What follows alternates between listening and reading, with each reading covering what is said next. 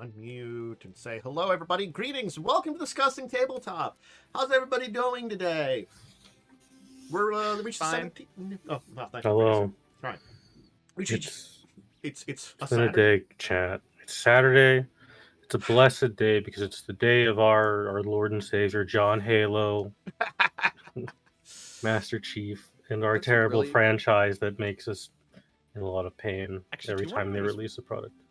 Yeah, do you know what's really funny is I actually made a Halo joke earlier today on the stream game that I'm on before this.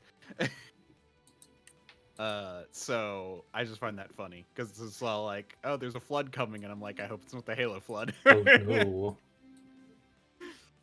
Look, ow. I went inside of my lip. I'm not gonna lie. Nice. Today sucked because there was snow. I had to go shovel it. But otherwise, it was fine. All the snow here melted. We're supposed to get more tomorrow. I think snow. I know. That's fair. Honestly, Something I wish I didn't have to deal with. it's one of those things is you trade it for something else, and I don't know if I would trade it for what you get. Speaking of trading it for something, there was a fire in the park earlier today that I saw some people trying to like put out. Palworld. mm-hmm. I suspect that kids were probably playing with firecrackers in the middle of the night or something. Jeez. That's so cool. Damn kids, get off your lawn. Anyway, I mean, that's something I can think of that would create like a smoldering fire like that. Very true. Well, we've reached midpoint in January, kind of 17th. We're kind of getting in through a lot of the month, and we got It's about halfway. It's a little over halfway for January. It's kind of around that. Well, yeah, got some We're interesting. literally at the midpoint of Saturdays. Yeah. We have some interesting things. We're on the middle line of the calendar app. I guess we can kind of dive into some interesting news topics here. Again, like, here's the thing. I think I was talking with you guys here. I do kind of want to refine the news section of here. We'll figure it out eventually. I'm just looking to improve the kind of show here. So, if anybody ever has any kind of suggestions for improvements or thinking what you think about it, let me know. We're kind of figuring it out, and I'm trying to kind of, after all these years, try to refine what we've gotten. Though I do find it fun we have.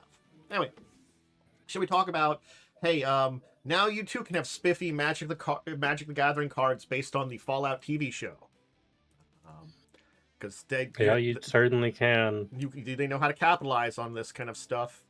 Wizards actually is. I mean, the original Fallout commander decks were all pretty good. Yeah.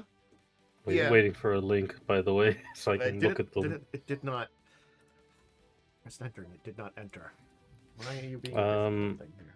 I did see two very funny things about the secret lair here. If you go ahead and look at the Beyond Vault 33, you look at that T60 Power Armor card and read the name under it. Yeah.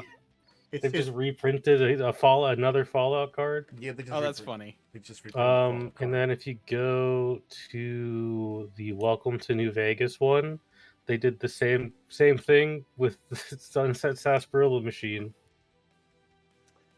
Yeah, it's just Nuka-Cola vending machine. Yeah. Oh, God. Again. That is funny. Because, I'm like looking and I'm guessing, except for the first one, most of these are not unique cards. Like the first one has some new unique cards. Yeah, because you've got because they love doing this sometimes. It's just like, we're gonna make this character a unique card that will reprint eventually if it's not broken. And I will point at lovely Miss Lucy McLean, positively armed. That rule is broken.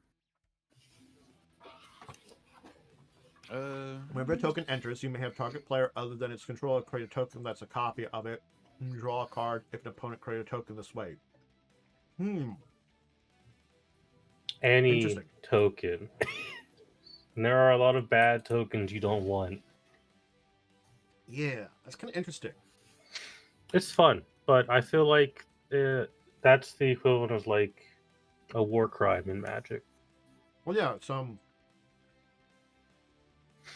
because it's like it's Yeah, I any see where token this that is problematic. enters, Mhm. and then you have another target player. So that's another thing. You could create negative tokens on opponents, and then have another opponent be like, "Do you Yep. want one too?" I don't know if they would take one.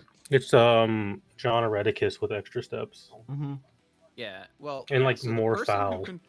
the person who controls Lucy chooses a player other than the target player, which could be themselves if it's a good token, or some Yeah. other player if it's a bad token. This is the other thing too. Is if an opponent would create a token, because whenever one is its target player, other than its control, so you could just target yourself. It's like, oh, you're getting that token. I'll have it too. Yeah, And then it's yeah, its controller. Oh, then you draw the card if opponent created a token. So mhm. you don't get the card draw if you gave it to yourself. But yeah, It's Oh, yeah, God. it's nasty. it's just oh my god. And then Ghoul and Maximus are pretty similar to cards we've seen before. Yeah. Spirit Mantle is technically a reprint. The Power Armor is a reprint. Technically, in the most technical form, it's a reprint. Yeah. Formalware gets its own card. I'm like that one. I'm like, why is I mean, that? is that icon? There's a Have you rad- seen the a rad show? counter. I guess. So rad counters are you give it to someone and then they have to mill a card, and if it's a land card, they take damage. I think Got it's it. the I land think that's card. how it They works, they right? take damage and remove the rad counter. Yeah.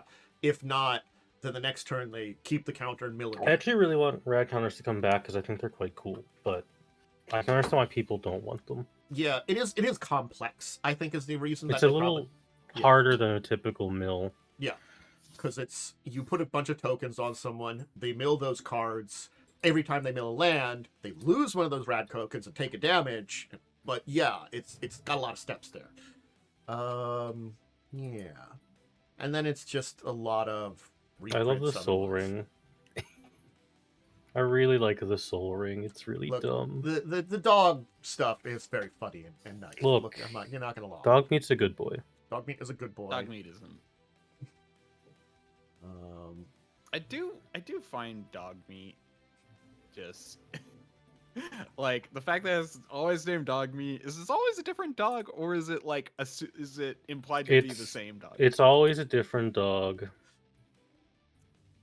For some reason, that dog name just. It's always a different dog, but it's always the same breed of dog. Yeah. Yeah, it's always a German Shepherd. I know that much. It's just a reference to Mad Max 2. Oh, Because the dog in Mad Max 2 is named Dog Meat. didn't know that. Was Mothman the Wise Mothman? Was that the card from the What? Mothman? Yeah, Wise Commander Mothman deck? is the commander from that deck. So it's a reprint. It's one of my, which is good that it's getting a reprint because I think the Wise Mothman is quite expensive. And then the. To be fair, those decks are also really expensive now. Yeah, I'm sure. And of course, the New Vegas one's just all reprints with. New Vegas ones are capitalizing the most because obviously, if you haven't seen all the marketing for the show, they're in Vegas for the second season. Yeah. Yep. Which I have not seen season 2 yet. So. And something I did not realize is that Todd Howard is literally on the sets helping out with like lore and stuff. Oh, I did He's not so realize he involved in personally- Fallout. Yeah. I did not realize he was personally involved in the movies though until like I saw some of the ads for. Like people give Todd Howard a lot of crap, but I actually think he genuinely cares. No, he does. Like the problem is just that like The products Bethesda makes are not always the best products. yeah, like I think kind of I like part of me is just like what do they do there? Like that's kind of the big thing for me because it's all like they have not been like making games. Well, I can kind of forgive them a little bit because Starfield had to have an engine developed at the same time, and that really does throw you back Mm. in production Yep. schedule a lot. But maybe stop announcing your games like so early before they're even in development. Yeah. And like you know, I'm like Elder Scrolls 6. God.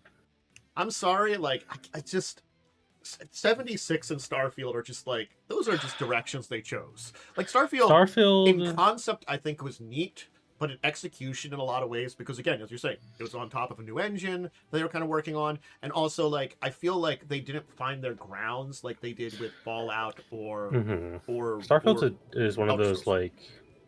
When I look at Starfield, I'm like, that is the definition of a mid 7.5 video game. That's like the perfect example of one. Yeah, It's from inoffensive and it's a little bit like meh. Yeah, from what I've heard about Starfield, I haven't actually played it. From what I heard, it's kind of like the love that goes into like just the every nook and cranny in like Skyrim and even like Fallout 76 apparently like has like design in it. But the problem is that you're literally designing like planets in that game. Yeah, and just so much of it feels empty. a lot of the content in Starfield with the planets you can go to is like procedurally generated, so it's not handcrafted. Yeah. But the handcrafted stuff is pretty good. Mm-hmm. Yeah. And it's the I heard classic that, like- Bethesda thing of the main story is kind of like a whatever plot that doesn't really matter. Yeah. I mean, We've I've seen heard it that as before well. with Fallout 4. Yeah. Yep. So again, like this is interesting stuff, you know. I can't point out and say that any of these reprints are very good off the top of my head. The I should is Mothman hidden. probably is like the one I can point Mothman's good. The Joshua Graham card is a very good reprint because that card is very Oh. strong and it is technically, I think it is a pretty expensive card because it lets you activate abilities multiple times when a creature attacks. I don't know if it is now, but I remember Cage Sun being pretty good for the Platinum chip. Cage Sun, yeah, I don't know if Cage Sun is still good. It And obviously, could've Nuka power Cola creep Vending now. Machine is a very good card, but you Yeah. can get Nuka Cola Vending Machine for pretty cheap. That's the thing is like Cage Sun honestly could have been power creeped at this point in time. It was fine back in Yeah. the day, but like this is like a decade ago. But I mean, we've got more. I mean, like Mindcrack looks alright. Mesmeric Orb is there. Yeah. Another Soul Ring, more Lightning Greaves, another Arcane Signet. That's Yeah, the one that I I'm feel like I'm gonna be honest, like Soul Ring, Lightning Greaves, I don't quite remember Arcane Signet as much, but like those two, I see in like every. They're commander staples, so they get a lot of Yeah. reprints. yeah. Arcane Yeah, Signet to a like, degree is also a commander staple, but you can Yeah. kind of leave it out sometimes. Yeah, every other secret lair I feel like has a Lightning Greaves or a Soul Ring. Yoshimiro is also a very good card if you're running a legendary tribal. I feel like of the decks of the ones here, again, the ones with mechanically unique cards probably going to have at least the basic value. I feel like Hmm. the one that's probably going to be like, if you like the art, is the dog meat one, and that's like one of those ones Yep. that I'm like, yeah, you're probably not going to get your value like that, but like honestly speaking, they chose the correct one to do that with. Right, There's I agree. every card in the dog meat one is a good card, but they're not particularly expensive. Yeah. Yep. You're paying to have the But- dog meat cards, not You're paying have because anything you valuable. love dog meat. Which, to Yes. be fair, Which, if this I site can actually ever completely worked, I understand. would get the dog meat secret lair. if But if I cared about Magic at all, I would get the dog meat one as well. Their website and store barely functions. Well, that's because there's so many scalpers trying to get everything. Pretty much. You're better So off it's always seeing if you can basically find it DDoSed. at your local game store when these eventually come out. So effectively, it's DDoSed every time there's a launch because of the bots trying to scrape. Yep. So, Shout out to mentioning Caravan though. That's a game no one played in Fallout New Vegas. so there is another thing to I talk had a about. friend who really liked it. Caravan, I think Caravan's good. People just need to learn it. I think I knew how to play that back when I was doing New Vegas the first time, but I didn't relearn it when I played it my second time. Because I played it back on PS3 originally, and then I did I learned it for the achievement, and then I never played it again.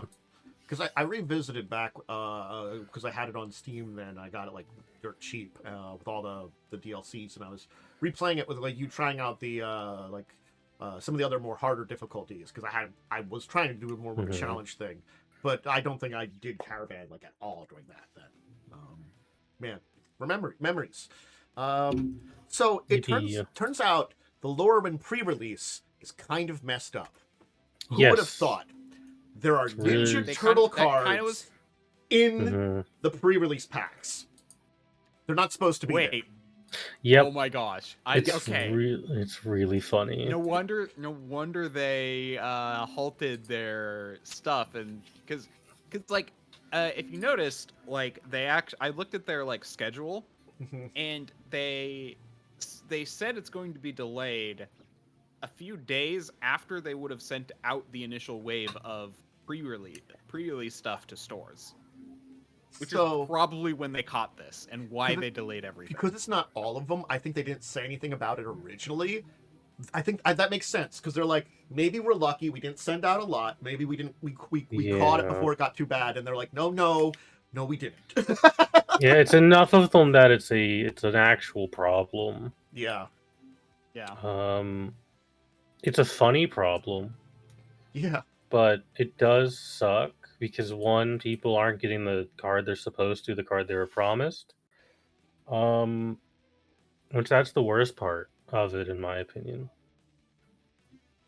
It's so. I mean, like as I say, this if there stores have promos, they're supposed to get it from the stores. But that's a question of does stores have enough? Like promos available separately. That's something that we don't know.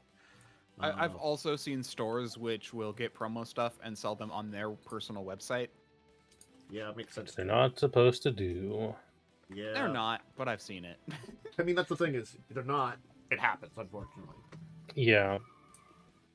But man, it just goes to show, and I think this is the thing is, I think I saw someone talking about this earlier today where they're talking about how that's just quality control, and I'm like, yes, it is, but we're honestly going to see more of this crap because they're so rushed and understaffed with the schedule they have.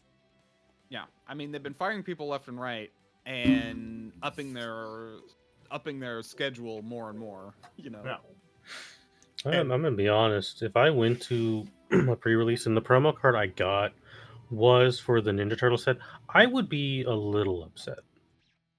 Oh, I agree too.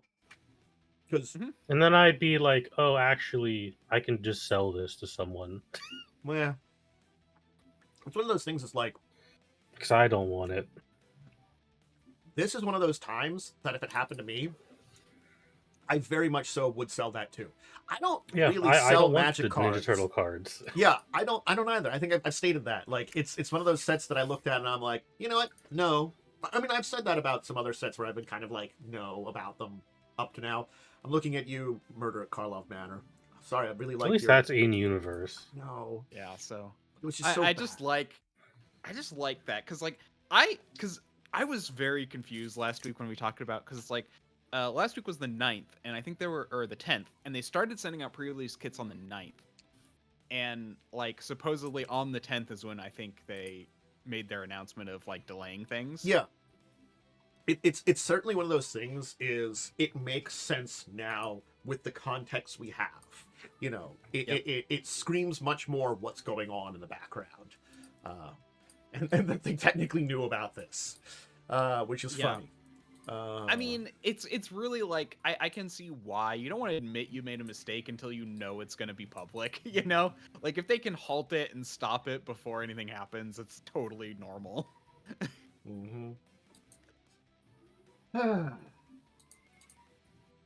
Look, I'm hoping Lowryn does well, but like it's got so much stacked against it. And I feel bad. It's been about mired with problems. it.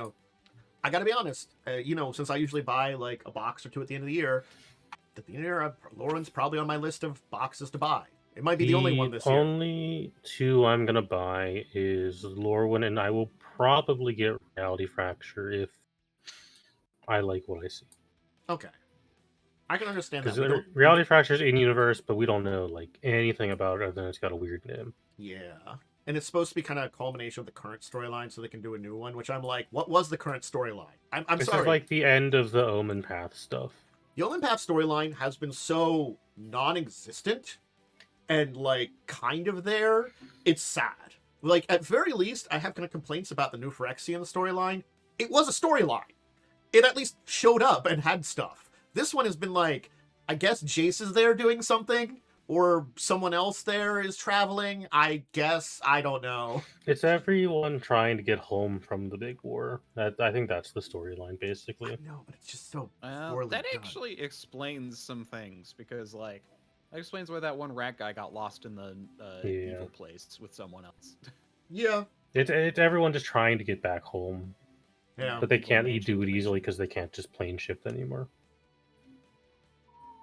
Just make it easy. Just make it easy, because making it stupid. Although some of them can still plane shift because they didn't remove planeswalkers entirely. I did not know because it was so like out there. I don't know Elspeth's a goddamn fucking angel now. Yeah, that happened during Capenna, I think. It was like right after Capenna into the new Phyrexia stuff. Like, Yeah, it was around that time. But I was like, it's so unnoticeable. Like I found that out this week, and I'm like, oh, she's still a planeswalker, but now she's like an actual goddamn angel, and I'm like, that's a power upgrade to an extreme. Also, she's technically being worshipped over on Theros because reasons, That's and I'm fine. like, they worship a lot of people though. Not always the best.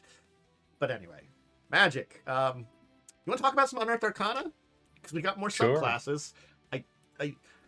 Again, like, we're getting enough of these that we're going to get something related to them, but I just don't know what now, because can I pop in there? There it goes. Because, like, we kind of got the Dark Sun stuff. This feels outside of the Dark Sun stuff, so I don't know all what they're working on at this point in time. That's kind of my question about this point, is because we haven't really had any major announcements, we don't really know what they're working on. And, we have reasons that we know why they haven't made any announcements. It's like they've kind of switched over their entire like team that was working on this kind of stuff, and have a new like promotion group.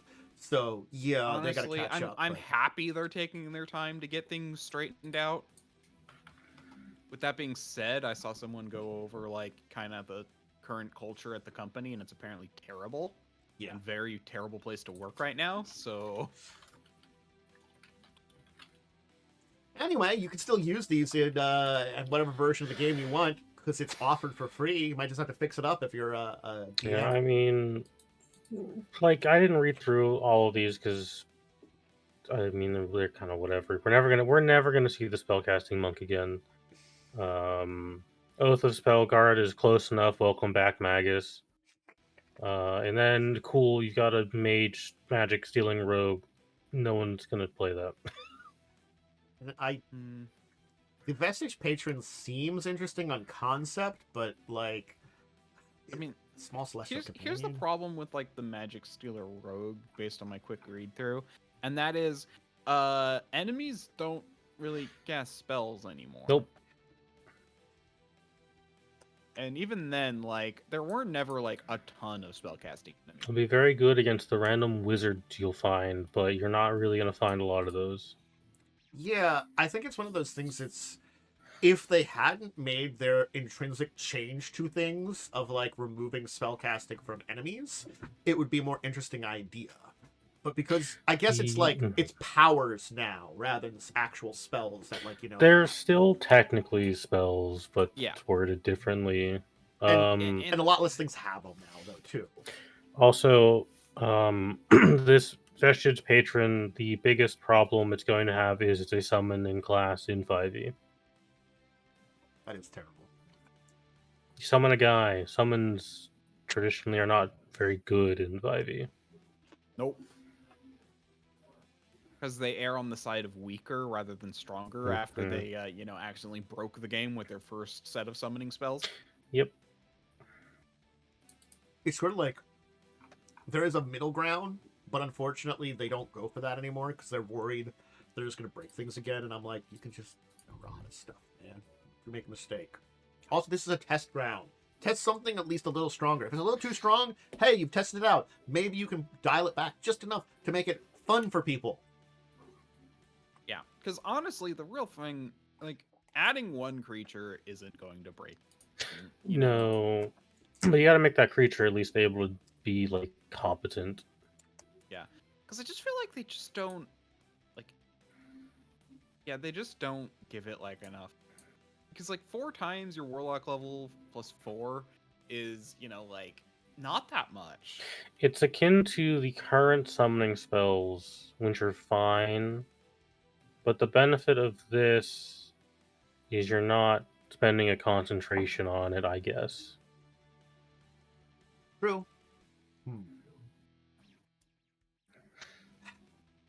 But it also still has -5 strength Yeah. and 10 con.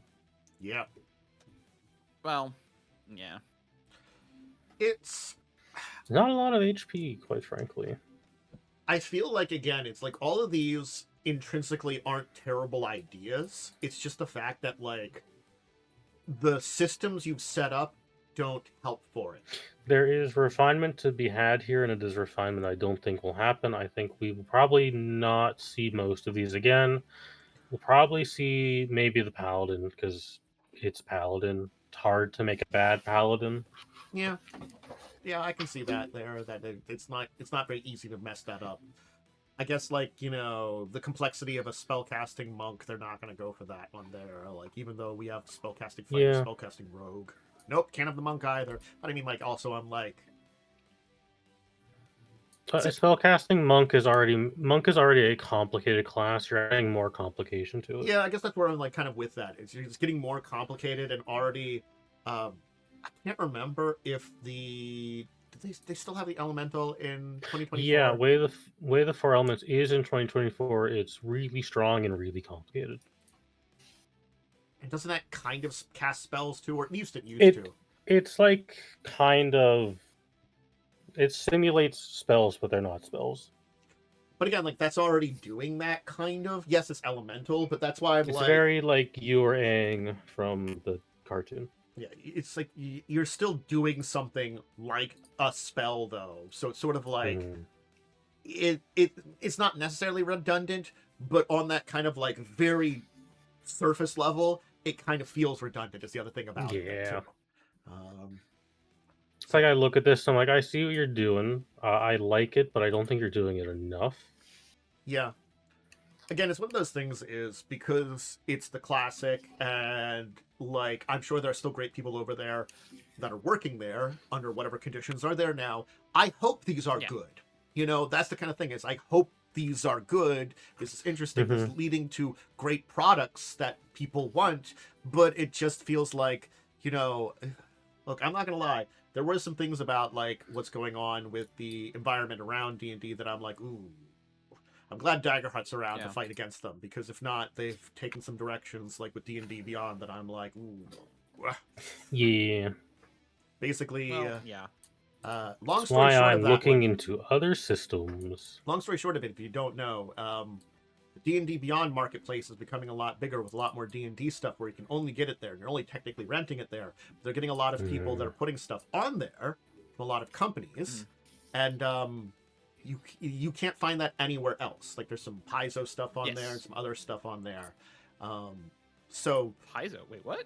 yes, There is some Paizo stuff, yeah. They've done a few adventure paths that they had done before in D&D form, and they're only up on D&D Beyond. So Is it they used to be up somewhere else, but they did it? No, only up there. It's 5e versions of some of their adventures. Yeah, because they started doing that. Oh, yeah. Because Kingmaker is, I think, the big one, right? Yeah, but you can only get it out with D&D. But yeah, okay. Yeah, those. And then I think they did. They still are on the Paizo store. I think the original one. You can get them. The original one was, but I think it's like the Abomination Vaults version might be only there. Like the Kingmaker one, which was a physical one, I think that one's fine, but I don't know about the Abomination Vault's still on the Paizo store, and then they probably still check Kingmaker. Yeah. Okay. So my question is, okay, that one you might be able to get physically, but I don't know if you can get that one digitally. That's the question I have. Kingmaker. You definitely. PDF. Still on the Paizo store. Paizo Adventure Path Abomination Vaults 5e on the store. So at least Paizo isn't falling into any deals with Wizards, because it sounds like... No, like, that's the thing. I doubted they would do something like that. Okay, that's good, because it does sound like, from the talk of people that are getting in with it, basically a lot of what they were trying to do with the OGL stuff is what you do when you sign up for D&D Beyond, to put your stuff there. Probably there's room for negotiation, but probably the base level is, you know, you sell your soul to them like they wanted originally. Yeah, I mean they're probably making the because basically with the OGL debacle thing. You can still get the PDF on their It's website, the kind of thing of like Okay. you can see a little bit of what they were trying to do there. They're still trying to do. It's just they've done it in a more subtle way. Yeah, they've done it by locking down D&D Beyond from creators rather than locking down the entirety of D&D. Yeah. So I mean, again, a lot of people use D&D Beyond because it's relatively convenient for D&D stuff, but but again, that's there's why kind of this thing where it's all like you're kind of forced to keep getting it there if you have it there already. Yeah. It's the thing that I kind of say with this, and I guess the exclusive stuff I just really hate now, and that's a thing that they're doing, very much so. Hey, we talked about this. Yeah, that does bother me a bit too. You can't even get like physical versions. You can only get. To be fair though, it's always arguably been kind of exclusive because of the fact that they've made it book only. And then you technically don't own the book, that you're borrowing it from them permanently for the same. I mean, that's just everything now. That's why don't- you always buy physical media. Yeah. Yeah. No. That's what I mean. When I say you buy the book, it's like you either buy it online or you buy the physical media. But I mean, like, Yeah, I'm always at very pro least- buy physical. At very least, I feel like if I get a PDF of a book, even if it's not physical, I could probably print out a physical version of that PDF and stuff like that. I like PDFs at least. Yeah, I generally have that belief that as long as I can download it, it's fine. Like, that's why I don't mind Steam at all, because you can download the game. And Steam's not going anywhere, and very, very rarely has a Steam game been like fully pulled. It's usually a licensing issue, but you get to keep it. Yeah. Yep. It's a complex situation. At very least, I hope for the best for D&D. I hope that like the people that are putting in these more negative practices, kind of just honestly fall over dead. I think it will ultimately end up fine in a couple of years. Yeah. Honestly, we're gonna have. My prediction is like it's gonna be one of two things. Either sales are going to go down and start causing problems for Hasbro to the point where they're actually going to need to change their policy, or Hasbro will collapse completely because right now they're only cash cow.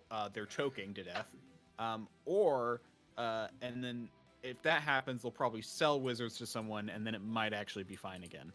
Yeah. Again, either way, I think D&D will eventually be fine again. It's just going to be a rough couple years. I think same with Magic. Like, I think Magic will never go away, but like I think it's big enough. But I think we're in it for a rough couple of years here before things stabilize again. For those in this situation. And that's the thing. D&D and Magic are both way too valuable to like die. They are mainstream IPs now. Yeah, that's why it's more likely for Hasbro to go under and need to sell it to someone else, and then someone else will actually take the time to develop it, seeing how bad it went for Hasbro. Yep, and I can only hope for more success for Daggerheart, which I keep trying to call Daggerfall. That's a very different thing. I know, but for whatever reason, it makes me go to Daggerfall every time, and I know it's not. It's Daggerheart. Yeah. I'm getting better at it, but like, I hope for their success because it's going to be more things fighting against them in their shit practices. Yep. I also hope for success for Tales of the Valiant. Although, I'm going to be honest, Tales of the Valiant is fine. Like again, that's going to be the first thing I'm going to do for the podcast. Just to again, the whole idea is anything but D&D. Yeah. But but reading through it all, it's fine. It's got a lot of the same problems D&D has. Like, they didn't fix anything. It's very much just a carbon copy with, in my opinion, way better tools for the GM. Like, it actually gives you very good tools for making monsters. I would recommend getting it if you're a D&D person, just for making monsters and stuff, because they have good rules for it that actually work. Yeah. So, there's our Unearthed Arcana little D&D rant. But D&D, we're almost away from it. We got one more thing related. That's because it's returning to Universal Studios in Hollywood. And I'm not going to lie, I really do like the big old Beholder puppet. I'm sorry. I was always a fan of classic Beholders. I do like the puppet. I'm not going to lie, I wasn't necessarily a fan of the way they were used in 5e. There's some interesting concepts there, but because they walked away from a lot of the more interesting concepts that they had in like up through 4th edition. Yeah, that's why I've been always kind of against Beholders in 5e a little bit more. Like, it's so funny because like I remember like talking to you about this once, and you're like, "Oh, I dislike this, this, and this." I'm like, "I really changed that," and like it was really came down to I'm like, I feel like they kept it mostly the same. There's just a few things you didn't like that changed.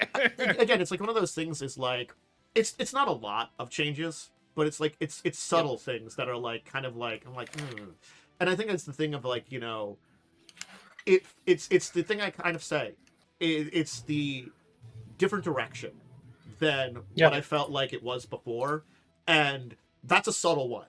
But we see that they do this a lot bigger things, aka I'll point out like Spelljammer and a lot of stuff like that, where there was big different directions, and I think it's that. I think what bothered you more about the Beholder, if I recall correctly, was that it was kind of needlessly changed.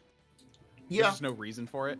Yeah, I think that's kind of what I said about it. Is like there really wasn't a reason to rewrite it other than like, you know, for shits and giggles.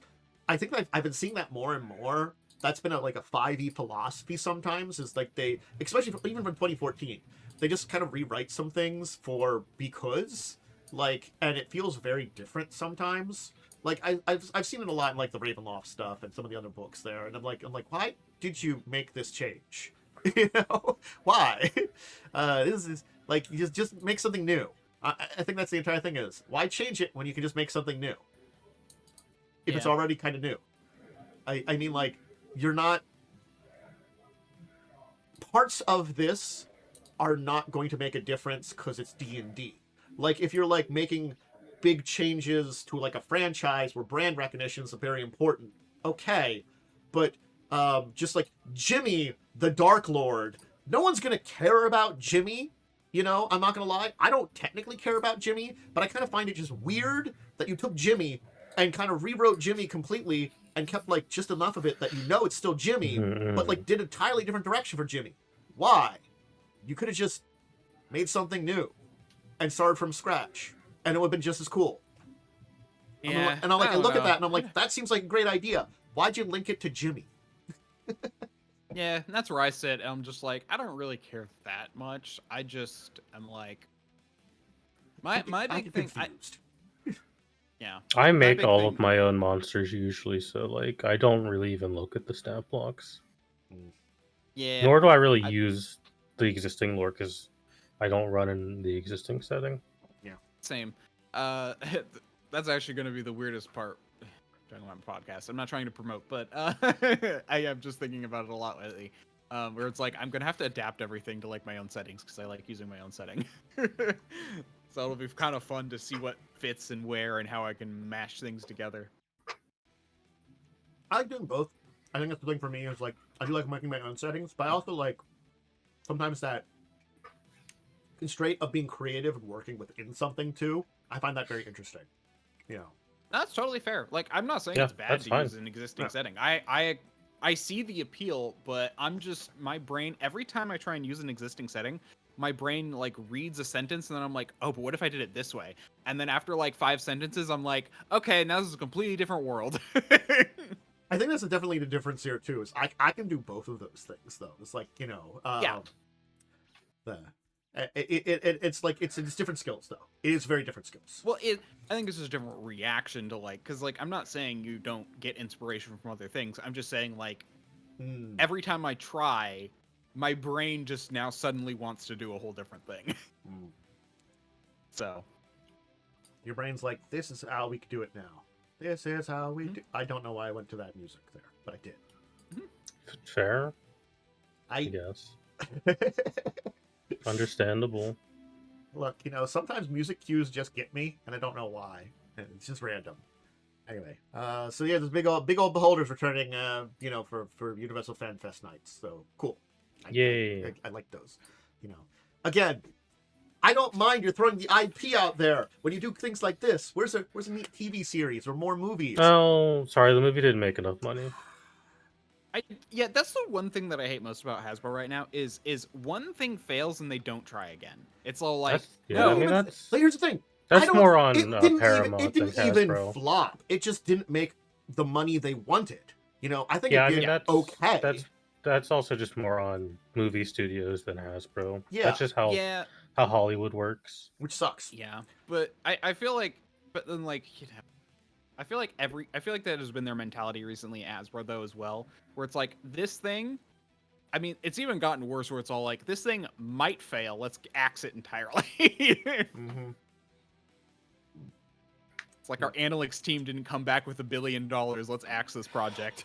What if we spent a lot of money making a really good animated Transformers movie, and then we made one really bad trailer that people were like, "This doesn't look very good," and then we just abandoned all marketing so it fails? Pretty much, yeah. It's sort of like it's the difference between them who did that and then let's say the Sonic people. They made one really bad trailer. Yeah, they went back and do it. But you know what they did? They made a franchise out of the stuff that they redid. And those You know. movies are very good. Yeah, Yeah, they did. Shockingly so. I know. They did bankrupt. They did bankrupt an animation studio though. Which does suck. Yes. Yeah, because forcing them to redo the whole thing bankrupt them. Again, that's the So. problem. Also, that comes down to problems with CG, which is an entirely different story. Yeah. Also, which is The way CG is contracted out in like batches, where it's like contract work, where it's like, oh no, you have to do this with the month we paid you, otherwise, yeah, you have to go out of pocket for the rest of it. It's bad. that's a different kind of mess. But it's kind of that thing of like you could have done so much better with your marketing. You could have put behind it more. You could have fixed, your trailers. Trailers can be bad, but they just abandoned it, and it was a pretty good movie, and just it did fine, but it could have probably. I don't think it would have ever done the numbers they might have been looking for, but it might have done better if they were behind it a little bit more. It's not a live action movie, so Animation is always more. It's never going to become like. It's never going to be way better, especially in America where it's viewed as childish still for some reason. We have had like 30 years of it not being childish, and people are still thinking about that. I don't understand at this point in time. If you have any passing interest in Transformers, I do implore you, please go watch Transformers 1. It is the best Transformers movie. Yeah. Agree. So Is that the one where Optimus Prime goes like gray? Or is that something else? that would be the original Transformers movie. I think. That's when he dies. Which is just Yeah. a glorified preview for the third season of that TV show. Yes. Got it. Yeah. I don't know. I knew that was from a movie, but I didn't. It's know which not one, so. like that movie isn't a movie. It's just like an episode. It's like a bunch of episodes put together. You can't basically. watch it in a vacuum. Yeah. That's fair. You have to watch the whole TV show. It is technically set like after one of the seasons, after a number of years, but it is like a sequel to those seasons, and it sets up the seasons afterwards. So it's like it is the TV movie you use for a time jump, though it's not a TV movie; it was an actual movie. Is that the movie that gave us Rodimus Prime? It is the movie that gave us Rodimus Prime. Okay. And he's Okay. not great there, but he's not terrible overall. It's just like it takes him a while to earn a character, and you don't get it in that movie very much. You get little bits of it, but like it's the thing that like anybody that's watched it afterwards knows that it took like a lot of episodes for him to earn his character. He wasn't like Optimus was just kind of Optimus from the start. Yes, he had to earn his character to a degree. All the characters do, but Optimus at least started just out. What happens well. when your TV show is a toy commercial? Yes. Which you legally can't do anymore. No. Let's talk about Pathfinder, because we know that there's an interesting new adventure path book coming out. It's going to be the Bastion of Blasphemies, which is going to be done partially by James Jacob, one of the co-creators of Pathfinder. Cool writing parts of it. And it's supposed to be very Castlevania Dark Souls inspired kind of adventure. Got a haunted citadel, a disappearance, going to explore it, break a curse. Sounds very cool. And like, I'm very honest. So it's Ravenloft and Pathfinder. It's a little Ravenloft. It is right. Technically, it is in Ustalav. Yeah, and Ustalav is basically... But it's like right on the border of Ustalav and the River Kingdoms. Yeah. And the thing is here also, you have to kind of say about it is like, it's probably going to be a lot more dungeon crawly, a lot more like exploring places than a Which lot of adventures we've had Paizo has lately. proved they can do because the Abomination Vaults was pretty good. Yeah, which I am glad we're getting back to this a little bit, because one of those things is that is a very classic style of fantasy TTRPG. And yes, I've been glad we've been exploring a lot of more interesting adventures and different ones in Pathfinder, but like sometimes you just want the classics, you know? And Yeah, no, I do like the idea of, dungeon crawls. I want to play. Part of me is like, man, I need to find a game group that has does dungeon crawls as like their main thing, because they're my favorite. I'm not gonna lie, it's one of the, I don't know if I don't think they have an upgrade for it for second edition, but like I know for the first edition version of it, I would love to, because I played through it myself, maybe run the Emerald Spire Super Dungeon sometime. It's got a lot of great maps. It's a really interesting kind of concept. It was very fun to play through when I was playing through it. My character was half joke, but I played it relatively seriously, which is the best way of doing it. You make kind of a character that seems like a joke, but you play it seriously, and then it works. And then everybody's just like, "Why are you there?" And I will confess that was the game I was playing, a land-dwelling merfolk that was adventuring on land because I was a cleric, and my god had wanted me to learn about the land. I did have the thing to increase my speed to 15, so I wasn't slow. I was as slow as the dwarf in armor. I'm sure you could find someone who has ported it over. Yeah, I'd probably say try second edition version of it if you have it, or if they don't have one, or if you can port it, But again, if you don't mind the jank of first edition, you can probably still play it there. But that was one of those ones that I definitely kind of have looked at and been like, kind of want to maybe do that at some point again. Run it this time. I mean, it's not a well-known thing because it is the result of the Pathfinder MMO. It was a branch off of that, which that MMO did not do well.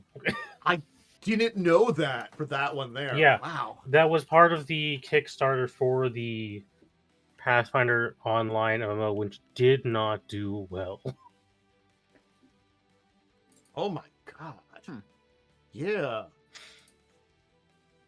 Weird. I can understand why it didn't go well. It's an MMO, and Yeah, I believe it came out, and then a year later, a year later, they laid off most of the development team. It's one of those things. Pathfinder. So Pathfinder tried to make him an MMO. Yeah. Yes. I'm gonna be honest. I'm not surprised it failed, because let's be real, they don't have the predatory nature that was required for an MMO to succeed. It lasted until 2021 when it shut down. It was released in 2015 also. So yeah. Really tough year to release an MMO because you had a lot of, WoW was still quite big. Guild Wars 2 I think was coming out at the time. It's sort of like if you say MMO now, I'm going to still say WoW because it's still going, and I'm going to say Final Fantasy 14. The two of those are the powerhouses today. The big three right now are WoW, Final Fantasy 14, and still Guild Wars 2. Guild Wars 2 is that one that I always forget about, but when people talk about it, I'm like, oh yeah, that's a big one, because it's the one I don't remember very much, but I understand if you are in that community, it's one of the big ones, But me as an outsider that's never really liked them. Yeah, I think Elder Scrolls Online is still going strong, even though I don't like Elder Scrolls Online. Again, I need to play that game. I feel like there is enough side MMOs out there, but it's a lot of them are none of them are going to be big. It's the big three, you're not going to get to that level. In fact, kind of level down below them, that kind of mid-level, that's hard to get to. And, after that, it's hard to find success if you're that lowest tier. And I think that's what Pathfinder Online was. It was that lowest tier, and it, I guess. Also, Pathfinder was still extremely niche in that time. Yeah. Which doesn't help. 2015 to 2021? Yeah, Jesus. Mm. And the thing is, I'm looking at that time period, I'm like, they were first edition rules, if they were anything akin to them. We weren't even second edition at that point in time, when I'm like, oh, wow. But Yeah, I'm honestly yeah. looking I forward mean, to dungeon Adventures. crawls can be cool, Yeah. especially if it's a book built around it. Yeah, it looks like they're going to be doing the it's the one book adventure paths that they've been kind of doing a couple of here and there, which I'm fine with. You know, it's like Yeah. rather a couple small ones. It's an No need $80 to make giant book. anything super crazy. Yeah, levels 5 to 13, so a pretty good selection of levels too. And it apparently is connected. If you want to have as a follow-up to another one of their adventures, you can. The Troubles of Gracie, which is also neat. Okay. So this is one that Momo, you shared that we can talk about here. I saw this article and it gave me a good laugh So because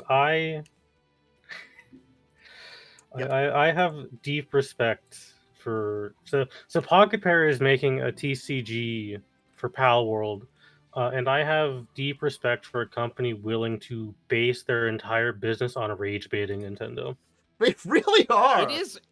It is. They. Yeah. No. It's ballsy, but man. Well, it's like we've kind of heard how like things are just breaking apart, and I'm sure they're still fighting. It's still being fought, but like the The lawsuit is not going well for Nintendo. Is what we can say. For Nintendo. Yeah, for Nintendo. Yeah. So it's sort of like, and the thing is here, they already started moving away from some of those things Nintendo was complaining about. They took some time and they're like, hey, you know what? We're going to remove some of those things with some of our updates and kind of change little things. We're going to focus more on like, you know, some of our other aspects which make us more unique. Hey, we've done that now. Now we're just going to do things like do this, have a card game. I mean, like to be fair, like basically every big IP in Japan has a card game. Yeah. I mean, to be fair though, like they really have been like I. It's honestly fair when like they've become successful enough to be able to fight Nintendo, but Nintendo has destroyed so many small companies. Yes.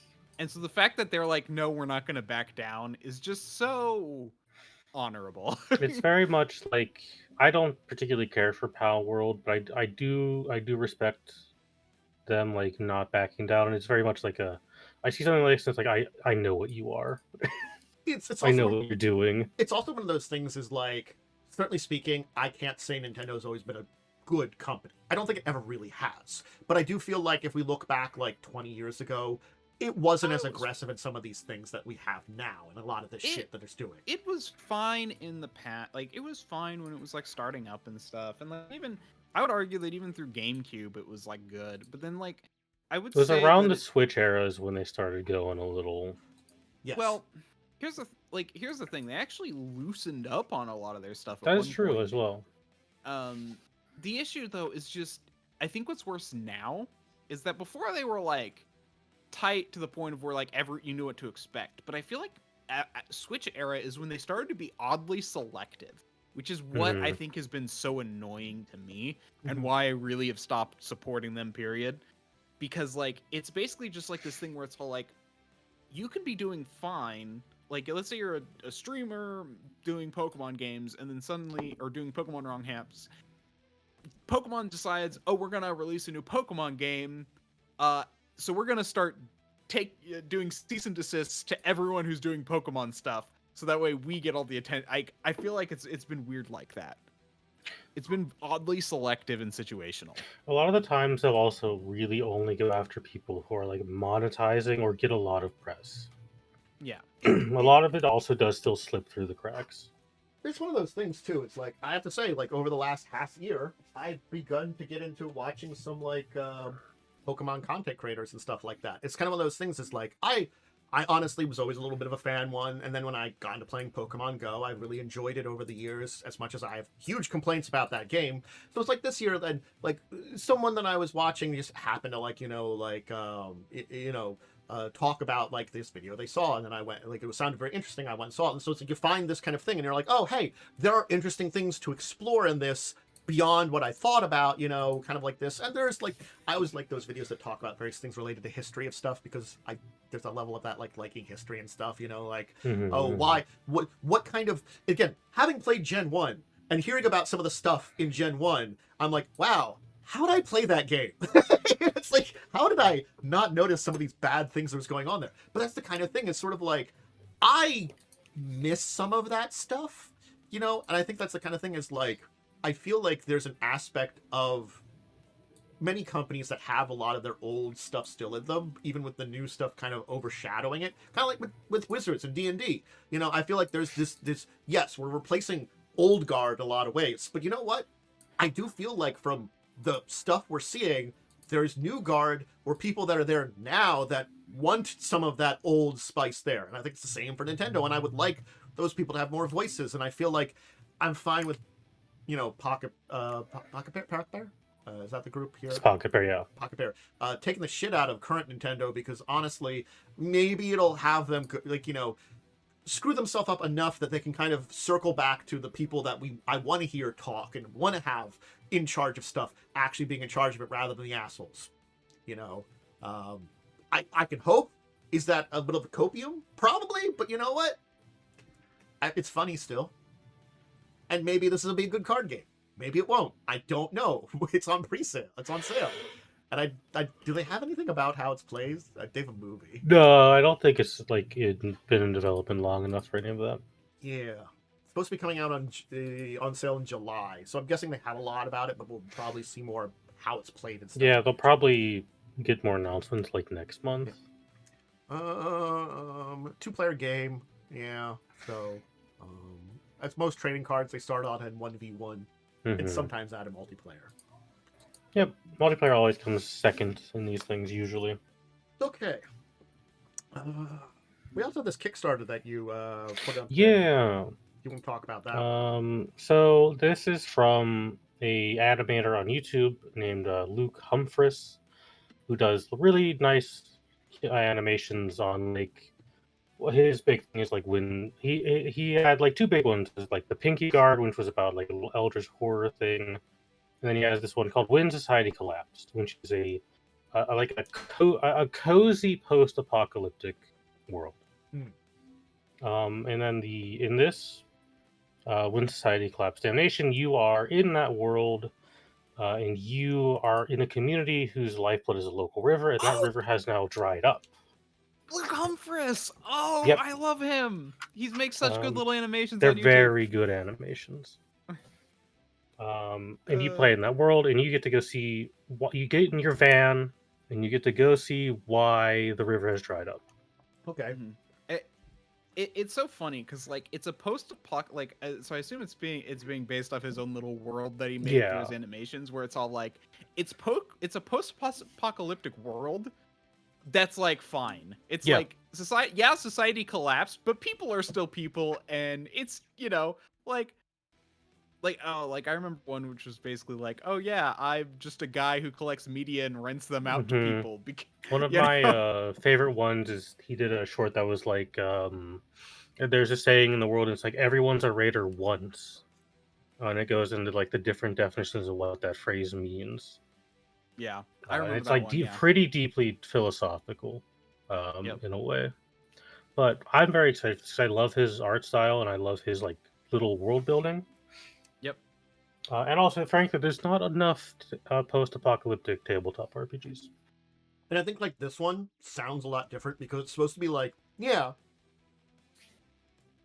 shit happened, the world really hasn't recovered, but like there isn't like major threats or something. It's sort of like, yeah, people are pretending to recover in small groups and stuff like that, and we're just living their lives, you know, seeing what they can recover. And it's just like, hey, you know, we're living it, you know, from the sounds of what you're describing. And that sounds fun because sort of like, yeah, you're maybe you've kind of been through the worst of it, you know, and you're not really on the back end per se, but you're still, that feels like it's like a thing where you're like kind of on that back end of the post-apocalyptic idea, which I don't think we really explore very much, you know. No, you usually don't get that. It's usually like the post that time period where society's recovered, or like during the everything. There's not that like in between where the stability is beginning to happen, you know, where this is the signs that something may return, you know, and that's an interesting area to explore. That we don't get in a lot of media too. Yeah, no, it's kind of like the one thing I also like is how ambiguous how the world ended. It's all like And like the theory is it was like every apocalypse at once is kind of like the implication. Like, look, the only reason we survived is there was all of them happening at once, and they mostly canceled each other out. They kind of. That's kind of like the vibe I Yeah. get from it. I don't. I love that. That's what I kind of It's- guessed it was for a second there. Yeah, it's not explicitly stated, but like the fact that there's like remnants of every apocalypse and kind of the background and stuff and a lot of his stuff where it's just like, oh, okay. It's like, You well, know, like they managed to all you know, cancel each other out, so we survived. But it was like, huh, that happened. like there's a, you know, like you might just be a chill zombie or a you know, or a or a guy wearing nuclear radiation outfit. Like they just love all that kind of stuff. Yeah, that sounds fun. Yeah, I also,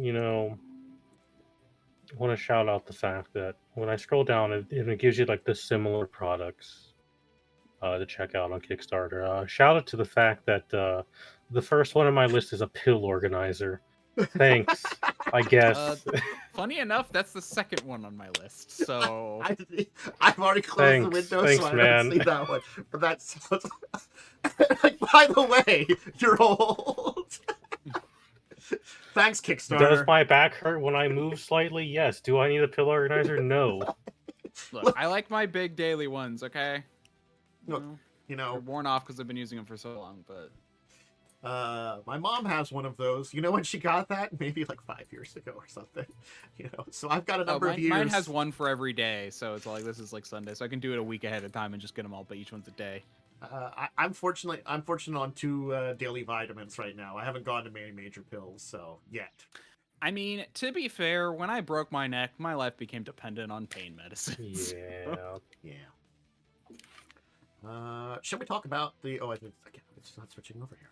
Let's talk about the 23rd century, because we've gotten I think we mentioned this coming out, and the 23rd century campaign setting for Star Trek came out. And so, hey, not gonna lie, this is like one of those ones that's interesting. This is original series time period, but it's also gonna be like it's like Brave New Worlds and I guess Discovery, technically.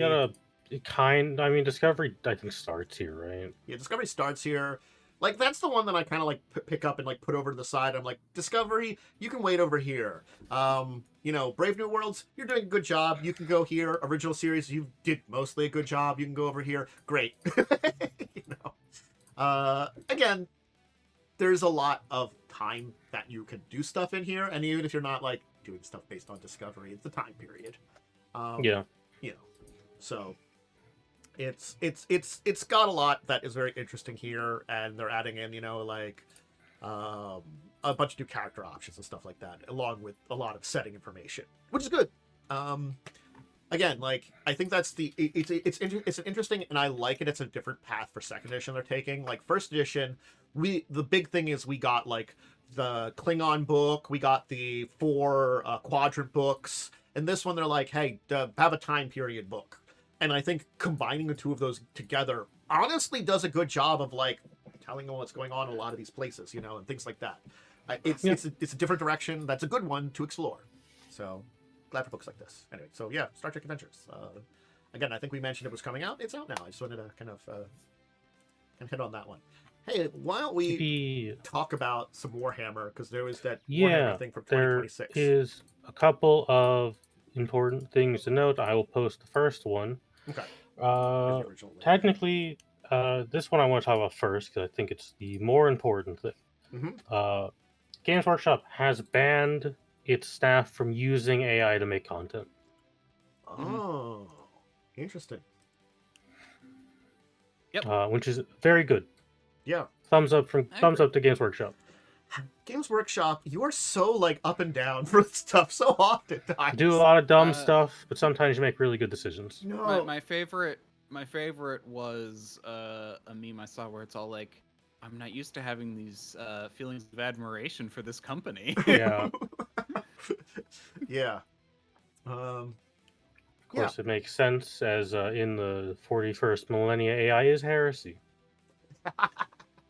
You're right. It does actually fit their narrative. They're like, we're not But getting into this. I presume this comes down to two things. One, there's been a lot of Gen AI recreations of John Blanche's art, which is very bad. Mhm. And Displate got maybe caught selling Warhammer pictures that were used making AI. Ooh. Okay. So I was assume this hear- is why they actually were like, "Hey, none of this shit." it was one of those things. Is like I'd already been hearing about Displate. Like, yes, you can get some official stuff on Displate, but it's unfortunate that there's entire areas that are like infested of their store with Gen AI stuff. So it makes it difficult. Again, it's the entire same thing as we kind of talk about. Is like when there's a lot of it out there, it becomes harder to regulate. I'm looking at you. Drive through RPG where everything's that's used AI is supposed to be marked, and there's a lot of times nowadays that it's not marked because it's a mess over there. I It do. usually is, but Mhm. yeah, there's not a good regulation for it, which is what's hard. Yeah. Just I'll say it all the time. If I'm gonna get slop, it better be made by human hands, and there's no sloppier slop than Warhammer 40k. Yep. I mean, at least the child drawing stick figures have spirit to them. Exactly. At least there's a human soul behind this slop. And it just I mean, yeah. Honestly, though, I don't even mind AR. The big problem I have with it is the horrible, theft of people's like hard work that goes into it. Like, Yeah, that's the biggest problem. That and the that's the environmental biggest impact problem I from have data with centers. I think that would like nowadays. I think it's the top things I have about it, environmental impact of the data centers. I think that's a big Yeah, one. It's awful. that's the really bad one. And hearing about And the business impact of all our RAM is gone now. yeah, all the RAM and stuff is gone. That's a big one. Other too, but the environmental impact when hearing about some people that live near a data center and their lives are worse because of it. It's really bad. Where like they have power problems and water issues. oh yeah, Yeah. Yeah. And also it creates a lot of noise pollution that actually can be like harming to people. Yeah, you can't live near one of these things. No, it's but quite they bad. put them near people. That's the problem. This is why we need nuclear power plant. That's all right. Microsoft bought one in Pennsylvania. I do agree on that one. Nuclear is a lot more safer than people say nowadays. It is. It was a boogeyman It's for a lot of years. It's actually very unnecessary. safe. Yes. No, it's actually safer than every other. It's incredibly safe. Other power generation. Yes. So it's like, can we just get back to that? But our Something coal, I we found out- need more coal. Something I found out recently, by the way, like I don't know why. I always thought 3 Mile Island had like, some kind of contamination, but apparently there was literally none. No, it was like it's largely fine now. Some radiation got released, which was quite bad, but it's had a pretty minuscule impact. Actually, that's the thing. It was released in a controlled way, intentionally and safely, but it just was so poorly communicated to the public that people freaked out.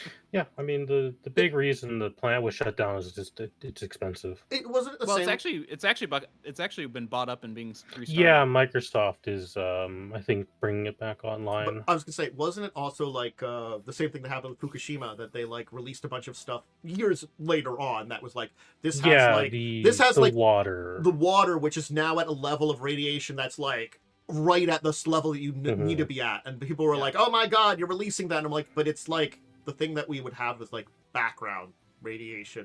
Also, apparently we have no issue about where to store nuclear waste. That is actually not an issue. It's not a problem. It probably was we a actually lot more recycle of a problem, most like, of it, I believe, a while ago. Yes. But like, we have determined and made strides in the technology to today to remove these problems. So a lot of the anti-nuclear stuff is lobbied and supported by cough, coal. oil, and coal. Yep. Actually, yeah. Funny enough, like the only people who probably have a right to be anti-nuclear is Germany, due to the fact that their early nuclear programs actually were dumping nuclear waste into like old mines shafts. I do understand why a lot of Eastern Europe is very iffy on it as well, because they are still feeling the effects of Chernobyl. Yeah. Yep. That that like Chernobyl, unfortunately, it is very terrible, but it's sort of like what year That's is that like in? the worst case scenario. That's the worst case scenario, and like So much lined up for it to happen that would never happen again. Yeah. Also, it's all like, okay, so there's actually a whole thing where it's all like, humans are never allowed to operate control rods by hand Yeah. anymore for Yep. obvious reasons. You know, but even then, like the problem with Chernobyl, and this is something that every American plant was already doing at the time. Chernobyl didn't have a containment building. Every nuclear plant is built around the core to have a containment building that if it melts down, it will contain the radiation. Yeah. Chernobyl didn't have that. Chernobyl was also like I think an older plant at the time, and also like think about this. I just looked at the date. That was 40 years ago at this point in time. Mm-hmm. Consider technology 40 years ago compared to today. We've made strides. We learned a lot. So, side note here. But again, power Sorry. problems, pollution problems, goddamn RAM and GPUs. Sorry, these things for here a second. on top of stealing stuff. Just it's like making the thing. It's like I was angry about the stealing stuff before, but now you're doing all this stuff too. Gosh, I'm unhappy with you, AI. You were really annoying. funny- Now with all that other stuff, hate you. Yeah, what's kind of interesting is that like I actually really when AI was a novelty, like at the very beginning, I was all like, if they're stealing it for people to make dumb little images for themselves, that's fine. But it's like, oh wait, no, companies are now taking this and then it's doing even more stealing and it's turning into a whole pyramid scheme of theft. I'm like, okay, no, I'm out. Yeah. Again, I think it wasn't bad necessarily at the beginning to a degree, but like the wrong people not only grabbed a hold of it, but have abused the crap out of it, and it's not a direction that we would want to have taken with this entire like aspects of this technology, I think is what it is. Like the generative stuff that we're doing now is not a good direction with like the concepts behind the technology. But yeah, I actually really liked seeing an open poll where like I forget who did the poll, but it was all like it was some kind of like news group, and apparently 93% of people don't like AI according to them. People hate it, and it's being shoved in our gullet by tech companies. Yeah, I think the fact is that they are so aggressively shoving it is making us hate it more and more. It's sort of like they are being aggressive about it because they know it's like they're trying to take advantage of the fact like that it currently kind of is a bubble, and they want to take advantage of it much as they have. So they have to shovel it because the bubble will burst. Yeah, so it's basically a race by big tech companies to make it profitable before it collapses. And that's kind of the race right now. And so it's kind of like this thing where it's like, can it be used to replace people before the money dries up? I'm gonna say like this here. Everyone's investing into it and like borrowing money and because they think it's gonna make them money. But then these companies are trying to figure out what to do with it to make themselves money, and it's just this big thing that's growing, and that's the bubble. It's not gonna work. No, it's literally like no one has shown any profit from it. Look, I'm personally looking forward to in a couple of years being able to buy RAM super cheap from all the defunct AI facilities. Yeah, that's true. I was never thinking about being a major computer upgrade. It's been a few years. It might be worth all those graphics cards and RAM. Yeah, I'm so glad I upgraded my computer like 2 years ago. Same, definitely. Anyway, so Warhammer. Warhammer Had a big event the other day. Yeah. The big premiere for 2026. We got a lot of announcements. Very pirate themed. Warhammer for 40k though, because we're getting a new Huron Blackheart model, and he's getting a full team for him. The Red Corsairs are back. Yeah, they've been absent for a little bit. They are Space Marine pirates, and they're very cool. Although I think Huron Blackheart's model looks a bit goofy because he has a big metal jaw, and he doesn't look super great. They do have but the rest of him looks good. I know, but I do agree, because I saw some clips of a couple different people, including Bricky, talking about these, and I do agree with him that I like the pirate lady, who's got like The a pirate lady is really good, and I love the lizard guy with the lizard dog. guy too, and it's some kind The of alien lizard guy species, and I'm like, what the hell is I that? love him. Like, the thing is, Bricky mentioned the species as if it was like a deep cut, and I'm like, I have no idea what the hell that is. You know, it's It some is like these guys don't show up a lot, but they finally have a model. Okay, so it's some kind of one of the alien species that like doesn't have a 'Cause major there are- faction. Like there are a lot of Xenos in the galaxy still. They just don't have models. I guess because they don't have major factions. Yeah. Yeah. I guess it's kind of like there are some like abhumans we don't find that they don't have models. Do they have like models? I guess they have models for like Ograms, but do they have it for like Ogrins have models. Hell, I mean the cat people in the Imperium don't even have models. Or how about And they're very present. Yeah, and how about the was it Ratlings? Is the like Ratlings did have models. I don't know if their range has been updated okay in a long time. because it's like those are the three abhumans I really hear about. I mean, we like, used to have squats, but squats got removed, and now they're back as the Leagues of O10. yeah. We got that. I like the way the Red Corsairs look. I am a big fan of Huron Blackheart because he is Mr. I'm going to go fight the biggest portion of hell imaginable. Oh no, I need the Imperium to stop taking money from me. I can do that. I hate taxes. I'm a traitor now.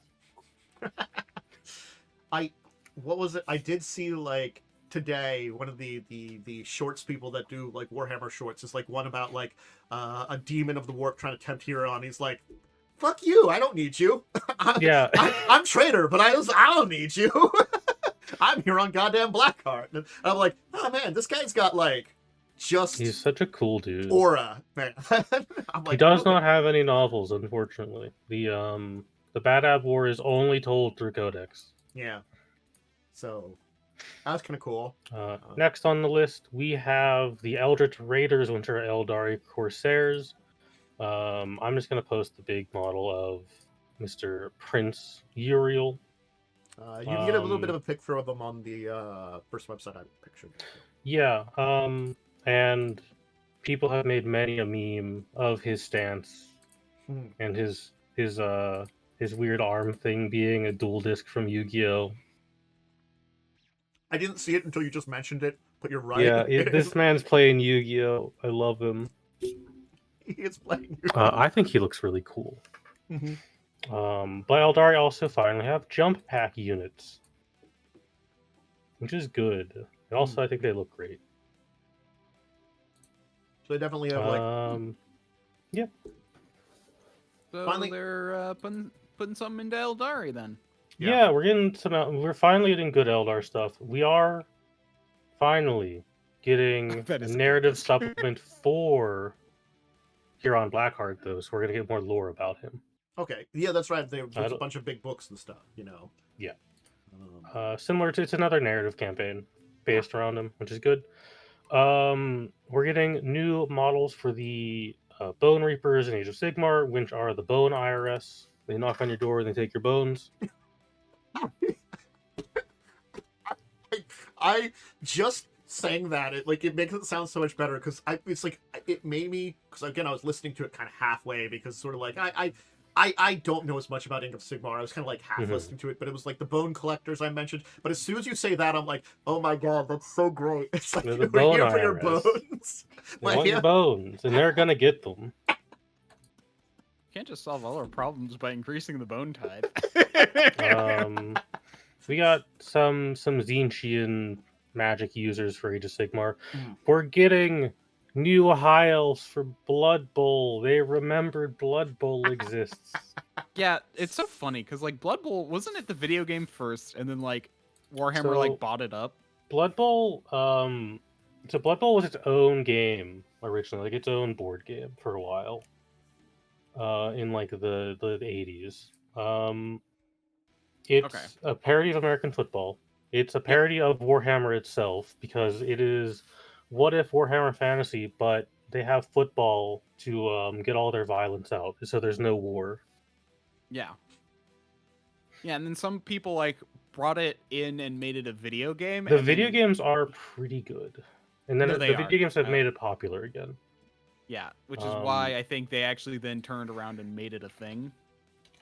Yeah, sounds I about think right. it was from the So- video game. I want to bring up something really funny with Blood Bowl. Blood Bowl has like broadcasting companies in lore. Yep. So they have an ABC, they have an NBC. One of the team's name is the Dark Side Cowboys. Mm-hmm. It's very on the nose. It's very silly. I love Blood Bowl so much. Yeah. It's just the right amount. It's on my list of games to play. Like I played a chunk of the first one, and then I bought like the second and third one, and then I haven't been able to like. I'm like, this is on my list. I'll get to it eventually. But And we it's so got, funny because I hate sports games, but it feels like a sports game. But we have Blood Bowl. We got elves, which is good. Elves making out pretty good this presentation for once. Yeah. New Sisters of Battle show on Warhammer Plus that I'm gonna be real. No one's gonna watch because Warhammer Plus is a bad service. Ooh. The trailer looked good as always. I love the animated trailers. Yeah.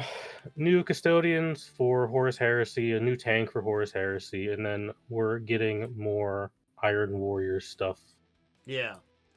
But will they get good old Peter Turbo? They might. I imagine they'll bring him in at some point. You know, I like how that's how I remember his name is Peter Turbo. Peter Turbo. He's my least favorite Primarch. I hate him. Look, all I know about in the lore about him is, you know, he joined Chaos not because like he served any of the gods, but because fuck you. Look, that's the only thing I like about that guy. I mean, he's just a prick. Yeah.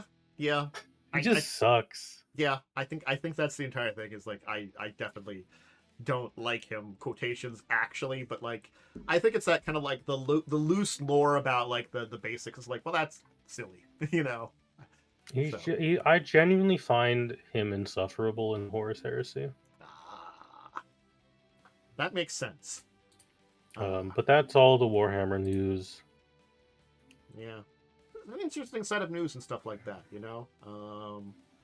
It's definitely a lot of little updates and stuff that are pretty... you know, I mean, it makes me want to finally build a Space Marine army and an Eldari army. So, I mean, I want to figure out if there are more of these lizard guys. There are, but they're usually in the Tau Empire and don't have models. Got it. Because Games Workshop just doesn't want to give the auxiliaries models for some goddamn reason. Because Games Workshop. Man. Best we can do is the bird freaks and the humans.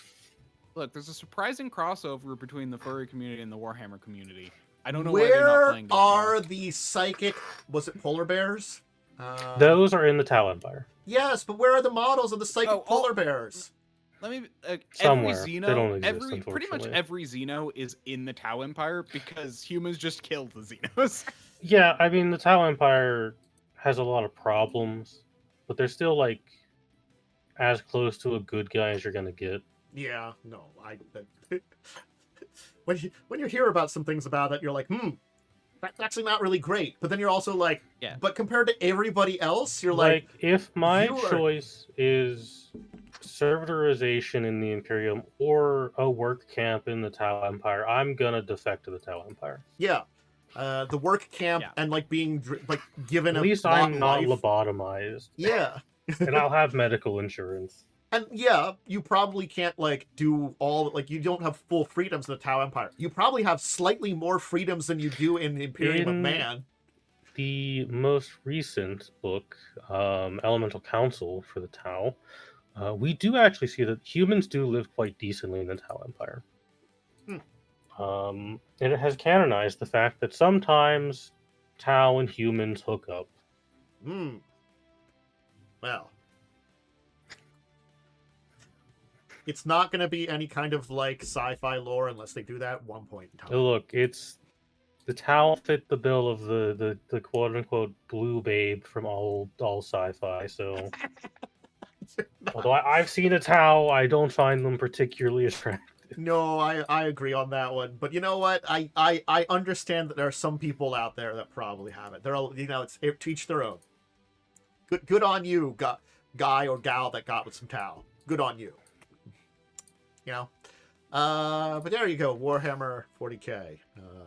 Some interesting things there. There we go. That's the dual disc guy that we joked about, and Thank those you. are the, Yeah, you're real. He looks so good. Despite the memes, I think his model looks really good. I actually agree with you.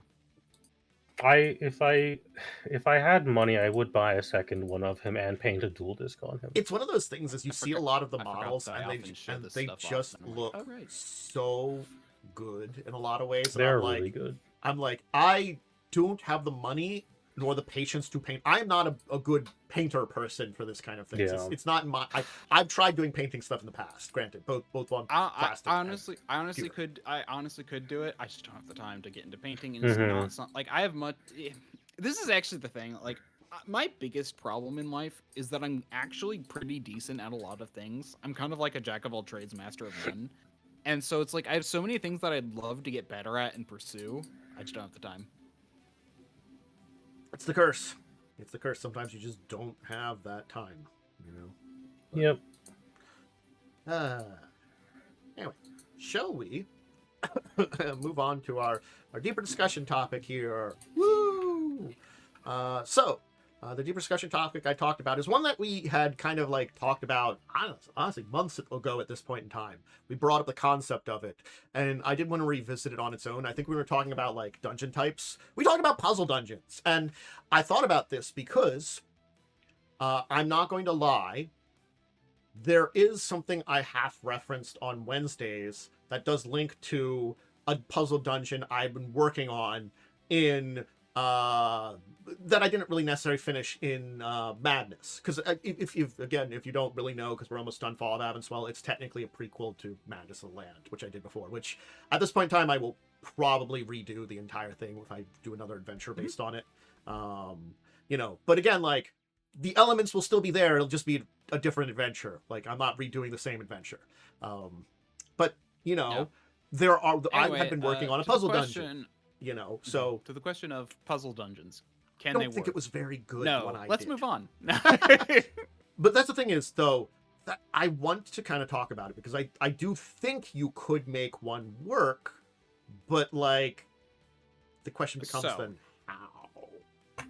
So, when it comes to puzzles in D&D, I've actually thought a lot more about this. I think last time we talked about this, we just talked about puzzles in general, and I said better not. But thinking about it a lot more, I actually do think it's okay in certain situations. Like, I think so. There is a whole thing that I've watched. Like I said, I've been watching a lot of random D&D videos lately. There are two kinds that I think work. Ones that can be ignored, and ones that can be so puzzles that can be ignored, or puzzles that can be done over time, i.e. like for example, actually what Joe did, where he gave like that little cylinder and I could work on it in my off time, and like just assumed was my character was working on it in the background. That was fun. That's what I kind of think. Like, because like, go ahead, finish up your thought there.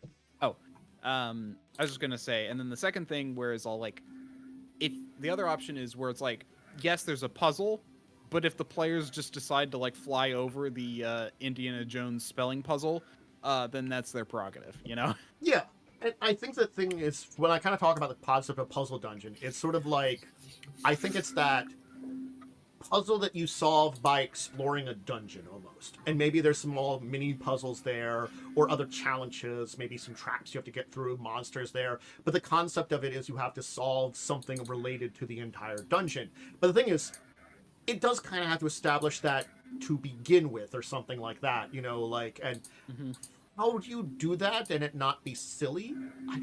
That's kind of a question too. Like, I guess, like, if maybe you're like, you get the big statue in the center where you kind of enter in on it, so it's like you must assemble the 4 pieces in order to light the way, or something like that. Take the 4 tests. Then you kind of, because the thing is, the way I was looking at it, it's kind of like, this may have been a test for a culture or something like that, you know? Yeah, a divine trial or a test of something. I've seen one where it's all like, oh, we're literally just testing you to see if you could, like, oh, we're a group that, like, I saw, we're trying to test you to see if you're able to, if you're good enough to be the ones that we're gonna pick for the secret mission, you know? And it was kind of like an initial puzzle dungeon type thing early in the game campaign. And so, it's not that I don't think it can work, but I think it has to be kind of like part of an overall narrative and not the focus of the narrative either, I think is the two. And it is one of those things is like, make it like a portion of a mission or a portion of the adventure rather than the like entire thing also. Because like, it's puzzles are okay. They're just not like honestly great. I think we talked about it with the puzzles that there's definitely like problems you can easily have.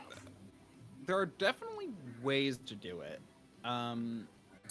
For example, I honestly think what basically is so let's say there's like a secret hideout which has special rules for getting into that someone who is indoctrinated in the religion or whatever can know. And if your players that, you know, up until that point have actually paid attention to the lore and have like learned about this cult that they're trying to fight or something, can then get through this little dungeon by doing the proper stuff, you know, or, you know, they know the password because they can think.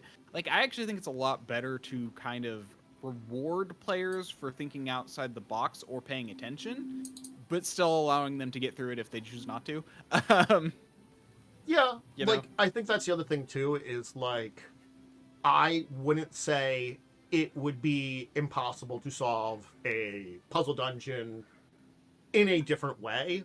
But the thing is, like, I think presenting a lot of those options in there, like, there could be ways of like, well, I could just bash down what's blocking the way. Well, okay, that might make a lot of noise and that might attract creatures that might be lurking here. There might be monsters that are in here, and you don't want to like ring a dinner bell to get all of them there. So it's like, okay, you can ignore the puzzle, but then you might have to fight a bunch of monsters, you know? So it's that kind of choice of the players making, you know, like, and you present that to your players, you know, like if they're asking questions about it, you know, like give them hints that that's a kind of thing here, you know? That, you know, like you could give them hints that like you've seen signs that there are maybe monsters lurking somewhere in here or something like that, you know. You can work with it and you don't have to force puzzles on them, or again, you know, keep the overall concept simple of like get 4 things and then make those getting 4 things more than just solving a puzzle, you know. Maybe you have to like get through an area that's an obstacle course. Maybe you have to fight some kind of guardian. Maybe you have to like, you know, maybe one of them is some kind of actual like puzzle. Maybe another one is like some kind of combo of all of them, or like some kind of trap or something you have to avoid. Like there's ways of doing it then that like, yes, overall you're kind of solving this like big puzzle, but you're not like shoving the puzzle concept behind them. You're making it smaller aspects of it, which could be, you know, better for players. Yeah, and there's also the Zelda option, which is all like, oh, this is a tomb to keep people out, but like, you know, a smart person can figure out how to like get around it. Yeah. Yeah. Or it's all like, is kind of the idea behind, you know, Zelda. There are at least some of the things. But yeah, like ultimately though, I definitely think there's ways you can do it. I think the biggest issue with puzzles, as I said in the last time we talked about puzzles, is that you have to have a group who wants to solve puzzles. Yeah. And I would argue almost everyone needs to be on board with it and working together, because if otherwise that one person's just left out and not having fun. Mm-hmm. That's the hardest part about puzzles, is that it's more the group dynamic than it is anything else. Now, if it's small enough of a piece of the dungeon or a small enough part to where like one person can shine and they like puzzles, that's okay. But if it's gonna be the whole dungeon, this is why I said my initial response is no.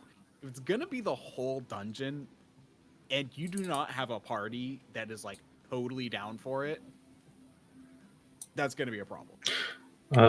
Something I'd recommend is if you're designing puzzles, especially a dungeon, just make up some fun brute force ways. Yep. Like You got a magic door. You got to do something to get past. Cool. Yeah. Threaten the door. Yeah, I think that's the thing too. Yeah. Is like you if you work on a dungeon and your players find a way to kind of avoid a lot of the problems, that can happen in a normal dungeon.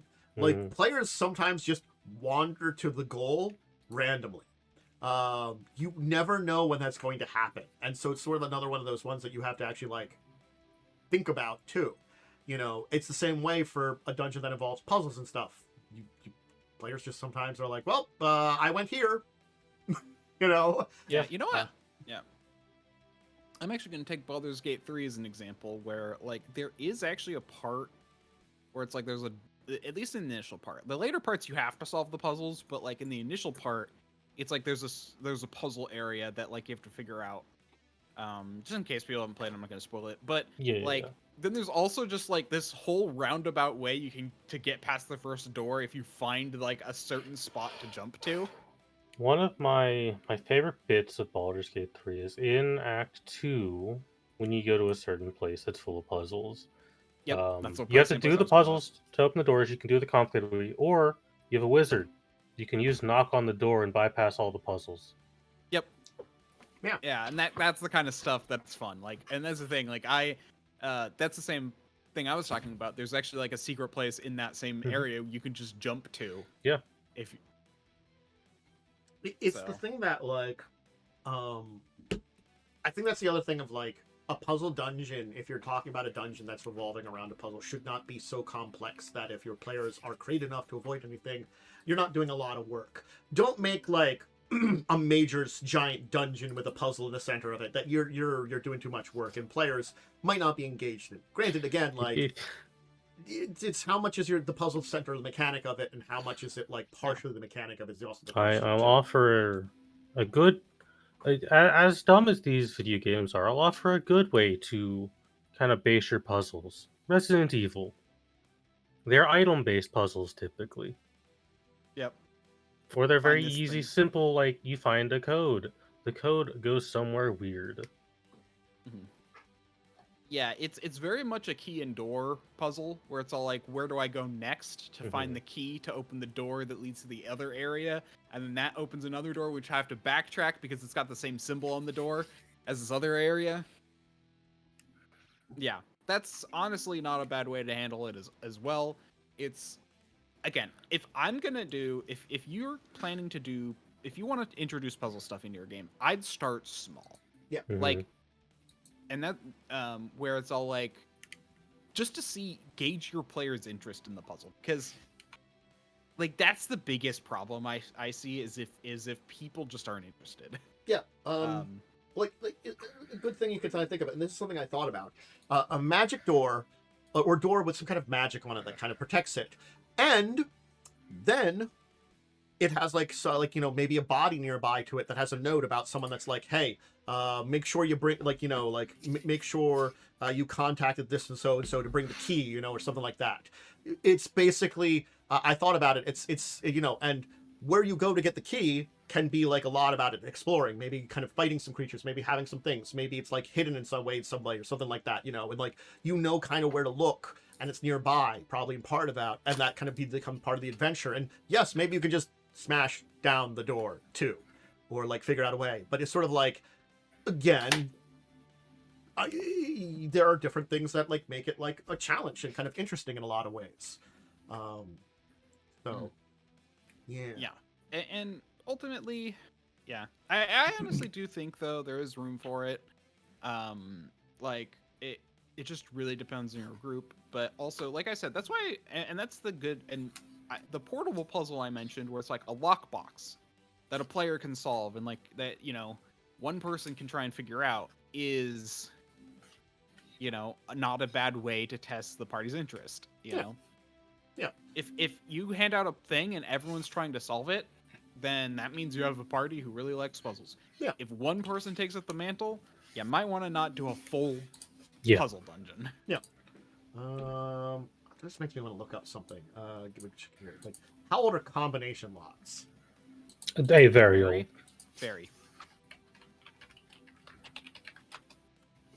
Roman times. They are mechanical. Roman, Yeah. Roman times because they're mechanical. Yeah, you could just find something with like a combination lock or something like that that's built into it. So it's kind of like it's hard to break that open, and maybe like as you're kind of moving around, you could like maybe hear some stuff that sounds like maybe there's something glass in there. You know, maybe it is just one potion and some other stuff in there, but that might be players more like hesitant to smash it open and try to figure out how to get in there. You know, and that is a puzzle. It's like, oh, there's some stuff in here, but it's got like a built-in combo lock. Ooh, how do we get through this? Do we have like our rogue kind of break it in? Do we have someone with magic to get it open? Do we just smash it open, not care about the glass components? You know, there's questions that come to that, you know, and I can see that being that testing ground that can lead to something better. And certainly speaking, like, I think that's the thing too is subtle puzzles might also be not a bad thing too. Kind of like, as you said, the Resident Evil style of you need an item, you know, you can see it's missing from there. In D&D, at very least, you can break down the door, which you can't do in Resident Evil. But like, you know, it's like it gives people thought about it, you know, too. It's like, do we want to really take the time to break this down? Honestly, do you want to know what I think? Be like, I would consider this a puzzle.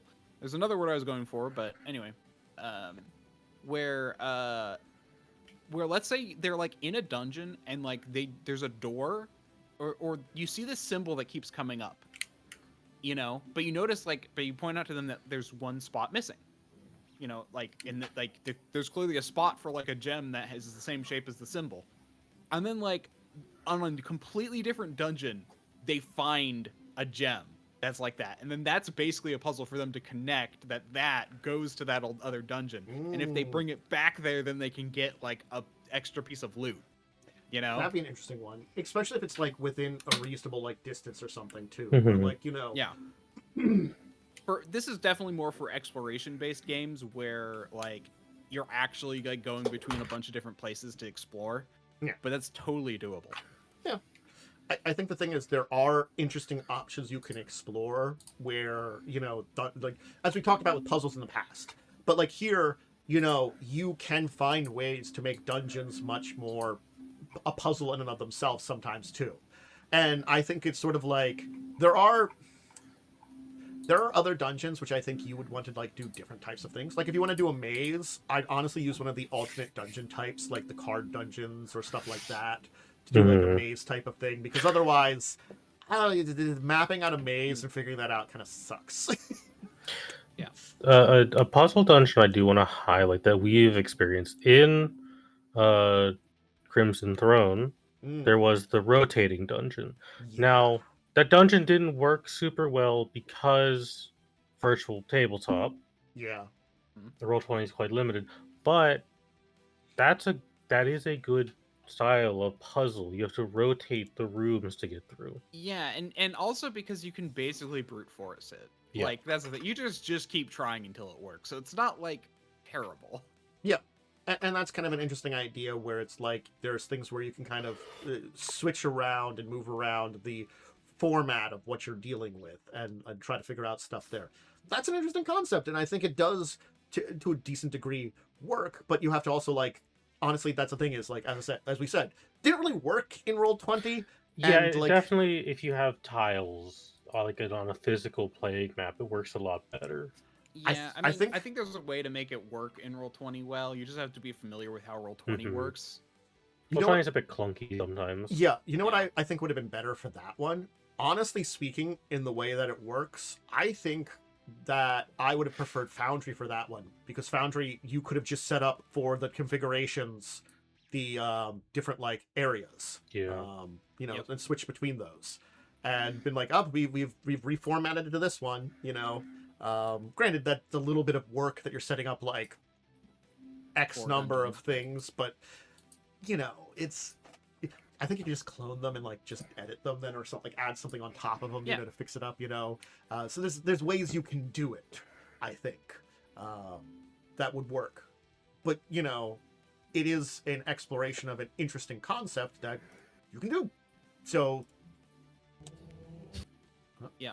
I definitely think you should keep it simple. Don't try and make like a dungeon full of puzzles, but instead make a dungeon centralized around a puzzly concept. which is very Zelda dungeon design. Yep. And I think that's the way to work on it. It's like, I think, it's if you want to do a puzzle dungeon, sure, but think of it less on the puzzle side of things and more about what the dungeon itself is, and then and then kind of work the puzzle into it. It's like, if I'm like, again, like if you're like, oh, this is going to be a place of a religious test that, yes, maybe, like the religion's gone now, but like I'm exploring it for an old religious artifact. Cool.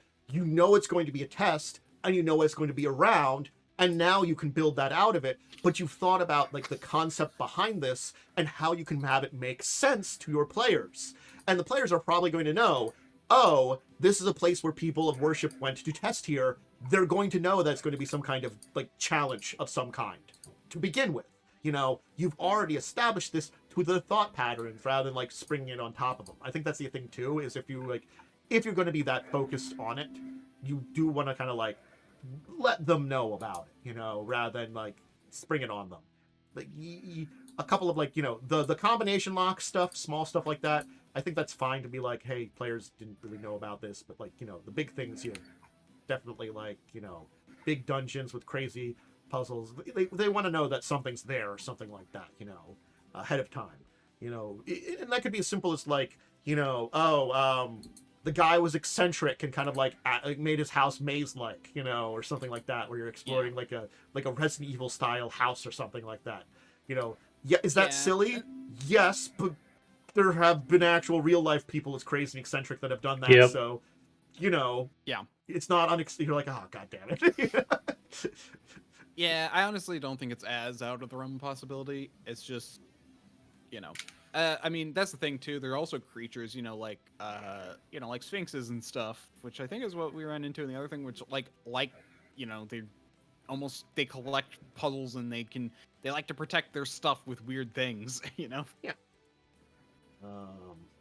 It makes different directions for it, and I think it's one of those ones that you don't be against using, just be smart about using it. I think that's the best way to kind of like boil it down. Is it's gonna take some work. You have to be smart about it, understand how your players like puzzles, understand like don't do anything too complex of a puzzle too, that would suck. So like if your players really like puzzles, then maybe you could pull a really complex thing about on them at some point in time. Mm-hmm. Just don't do a puzzle dungeon if you have the complex thing. Like keep those separate, I think is the way I would also say it too. I feel like those should not be on the same thing, because if you make your entire dungeon really complex, it'll probably go on a little too long, just a tiny bit too long. Just gonna say on that one, yeah. All right. Anything else for the puzzle dungeons and stuff there? I think it was again, it was a topic I kind of wanted to explore a little bit more. I knew it was going to be like super deep more. It was going to be like our light kind of fun extra topic here. So hope you enjoyed. All right. Why don't we talk about our week in gaming? I know that we're having Joe's game this week, so we didn't have anything on Sunday. How did your Monday / Tuesday stuff go, Momo? So Monday went pretty well. They basically post-fight some of the more important, like powerful-ish people who you were in a game with one of them, my old bard, and Lynn's old wizard from the school game. Teleported away to go get more backup in the form of like soldiers. And the party finished up the puzzle, which let them effectively like get the weapon that has been prophesized, and that weapon turned out to be a god. Right. So they have awoken a god to help them fight against what is essentially the god of undeath. Okay. So they're gonna go deal with that. The main city in the Tiefling Nation is going to be the site of this battle. The invasion there has already begun, and the party was greeted to a very lovely sight of, you recall in the game where you played an elf wizard. I think you were a wizard at least. You were a warlock, maybe. I was Warlock. 'Cause I don't remember what you were. I was Genie Warlock. I remember. Yeah, and a certain person played a shark lady who acquired through certain means some kind of spacefaring vessel. Right. So You mean the shark pirate that gained a pirate vessel the shark for pilot space? who gained a spaceship, an ancient spaceship. Yeah, that character's back, and they very smartly, basically. I'm gonna ignore all safety rules because my good friend here told me there's a big fight going on over there, and I'm gonna warp jump on the planet. It turns out that's not a very good idea, and it caused a massive earthquake on the place where she landed. So that's just there now. Yeah, it's not. This is pretty much like the end of this arc of they're gonna go kill a god. Good times. Good times. As one does in TNT. Look, They also learned if they want to survive this, they might want to use that cool divine power they've been acquiring to ascend to celestial status and give up their mortality, or they might just die. Their choice. Yep, that's the choice you got. That sounds fun. How'd Tuesday go? Tuesday was fine. We did all the checks to get all of the nobles on the side of our rebellion. It's very boring because it's just rolling dice. So we have a very strong rebellion base now, which should make everything go faster, hopefully. Okay. But we took side adventure number 2. We went to a island city to find basically another source that can block any naval invasions into Kintargo when the rebellion kicks off. And we basically, this is a city. Do you know the secrets god, evil secrets god guy, Norgaberger, whatever? Yeah, Norgaberger. It's a city that worships him. So we had to deal with all of the fun that comes with that, including going to a fancy masked party, doing so many checks that my character simply could not do. Yep. But we were successful. We had to do a whole dinner party with exotic foods.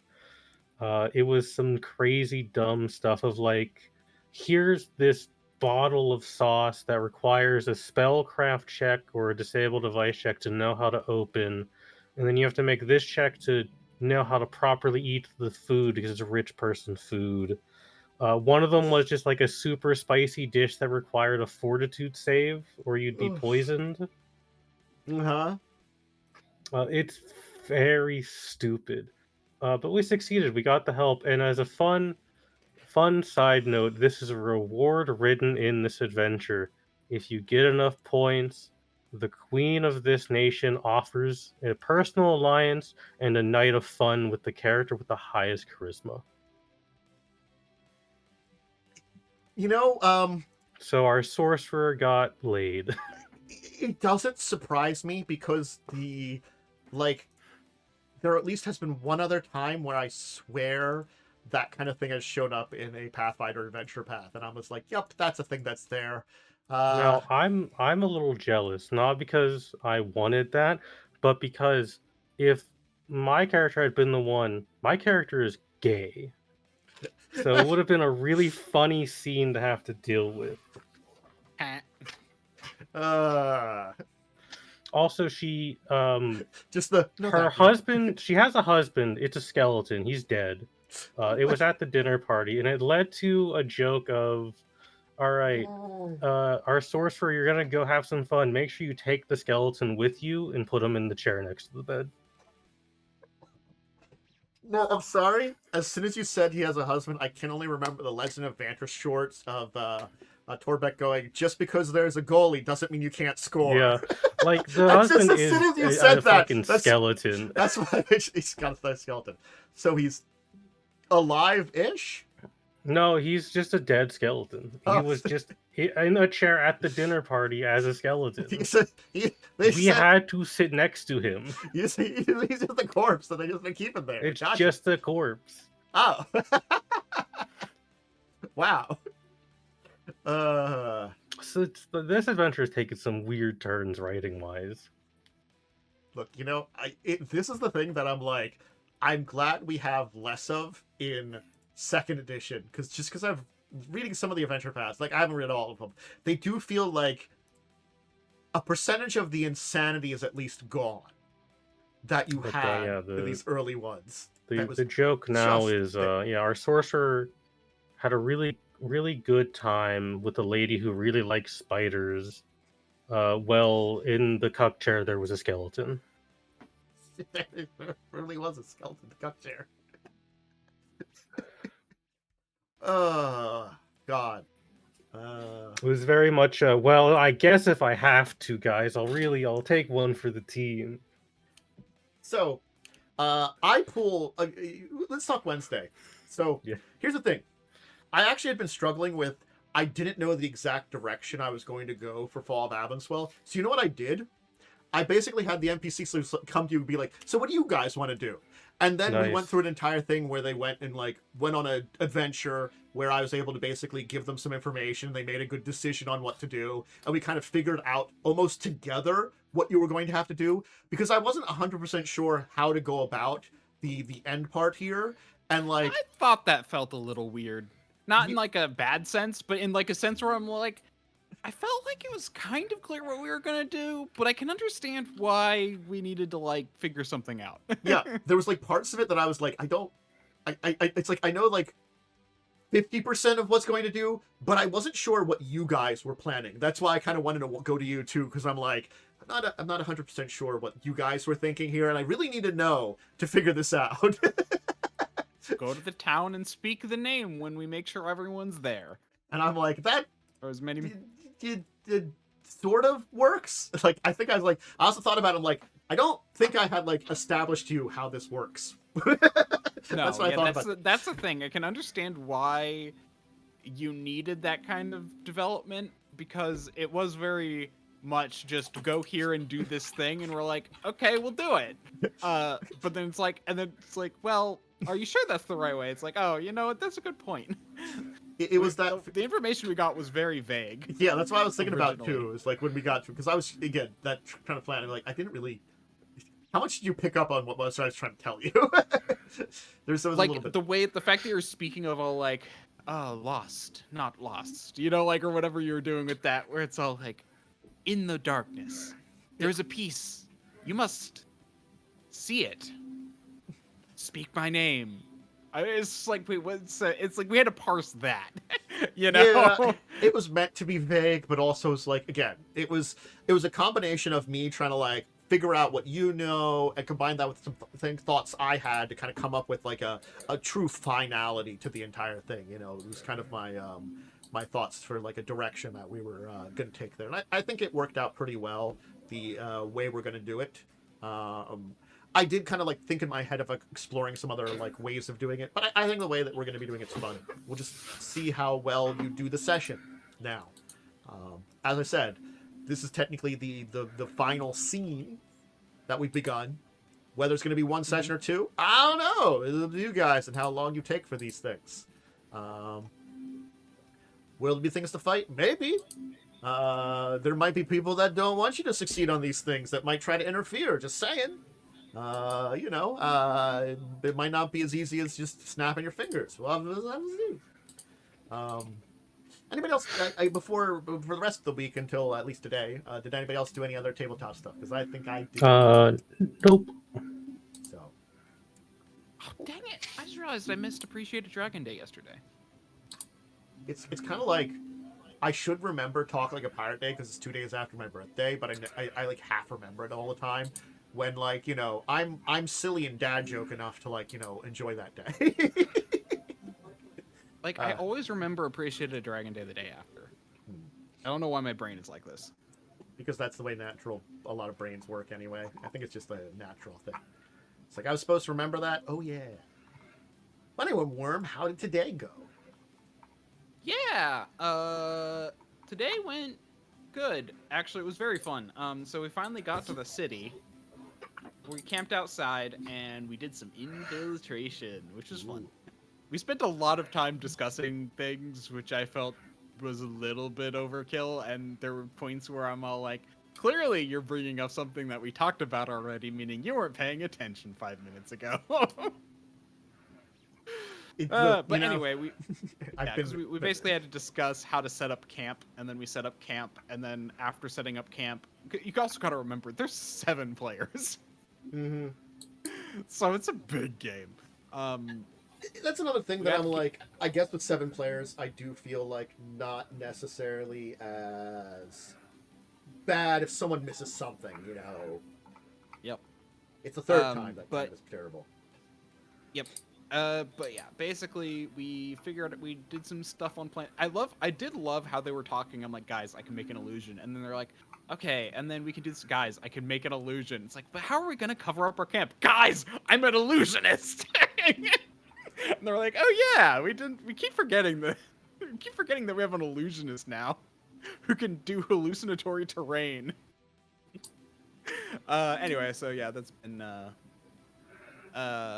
what we've been, so that's how I that. Then we actually did like some infiltration, like kind of just went around a bit, just to kind of examine the entrances to the city, because the thing is like someone from the city sent people to rob trains rob dwarf trains, and so that's why we're like going to figure out what's going on here, because the dwarves who were the trains had a link to the city. Or sorry, the Dwergar who robbed the trains had a link to the city. Anyway, but then we did some cool stuff. It was very fun to be very thiefy and infiltratey, where like 3 of us went in like through the gates though, after we found out like about the stuff. Like, you know, using polymorph, invisibility, fly, you know, like just a bunch of, it's like a magic infiltration, which is fun. Nice. Yeah. I didn't learn much. Just learned some people's names and some stuff, but you know, we can do more. It's like, it was kind of like just an initial run. It's like, okay. And I also really liked that we're like, okay, we're just going to do like an hour. Well, they wanted to do like 30 minutes. I'm like, okay, I'm going to stick behind for an extra half an hour just to see if I can find out anything more. I really didn't, but I wasn't going to push it more than an hour because I didn't want to, you know, go too long. You know, it's kind of like one of those things where it's like, I only have 2.5 hours of polymorph, meaning, and that's how we're getting in and out of the city by, you know. Yeah. You do have a time limit technically built into the entire thing. So yeah, so. All right. Well. I think that leads us to the end of our week and the end of our discussion. So thank you, everybody, for joining us. And thank you, of course, to Worm and Momo for joining me once again on this fun adventure. Momo, do you have anything to shout out this week, or are we going to turn it over? I do not. All right, let me turn it over to Worm. Yeah, I'm DiamondWyrm. You can find me on twitch.tv/DiamondWyrm, or at DiamondWyrm on Twitter and Blue Sky, and DiamondWyrm. Nope, just DiamondWyrm on YouTube. Yeah. Because I found out you could change it without having to be a partner, which is a thing they changed a few years ago, and I didn't know until now. Yeah, you know, and see, the evolution of YouTube is always a question that drives us all insane. Mm-hmm. I'll speak English. Don't worry about it. English. Anyway, hi. Dracovin. I hope you've been enjoying the show. As I said, always working on improving it. We'll see about more in the future. You know, and I hope you learn some things, whether about something coming up or, you know, some other topic.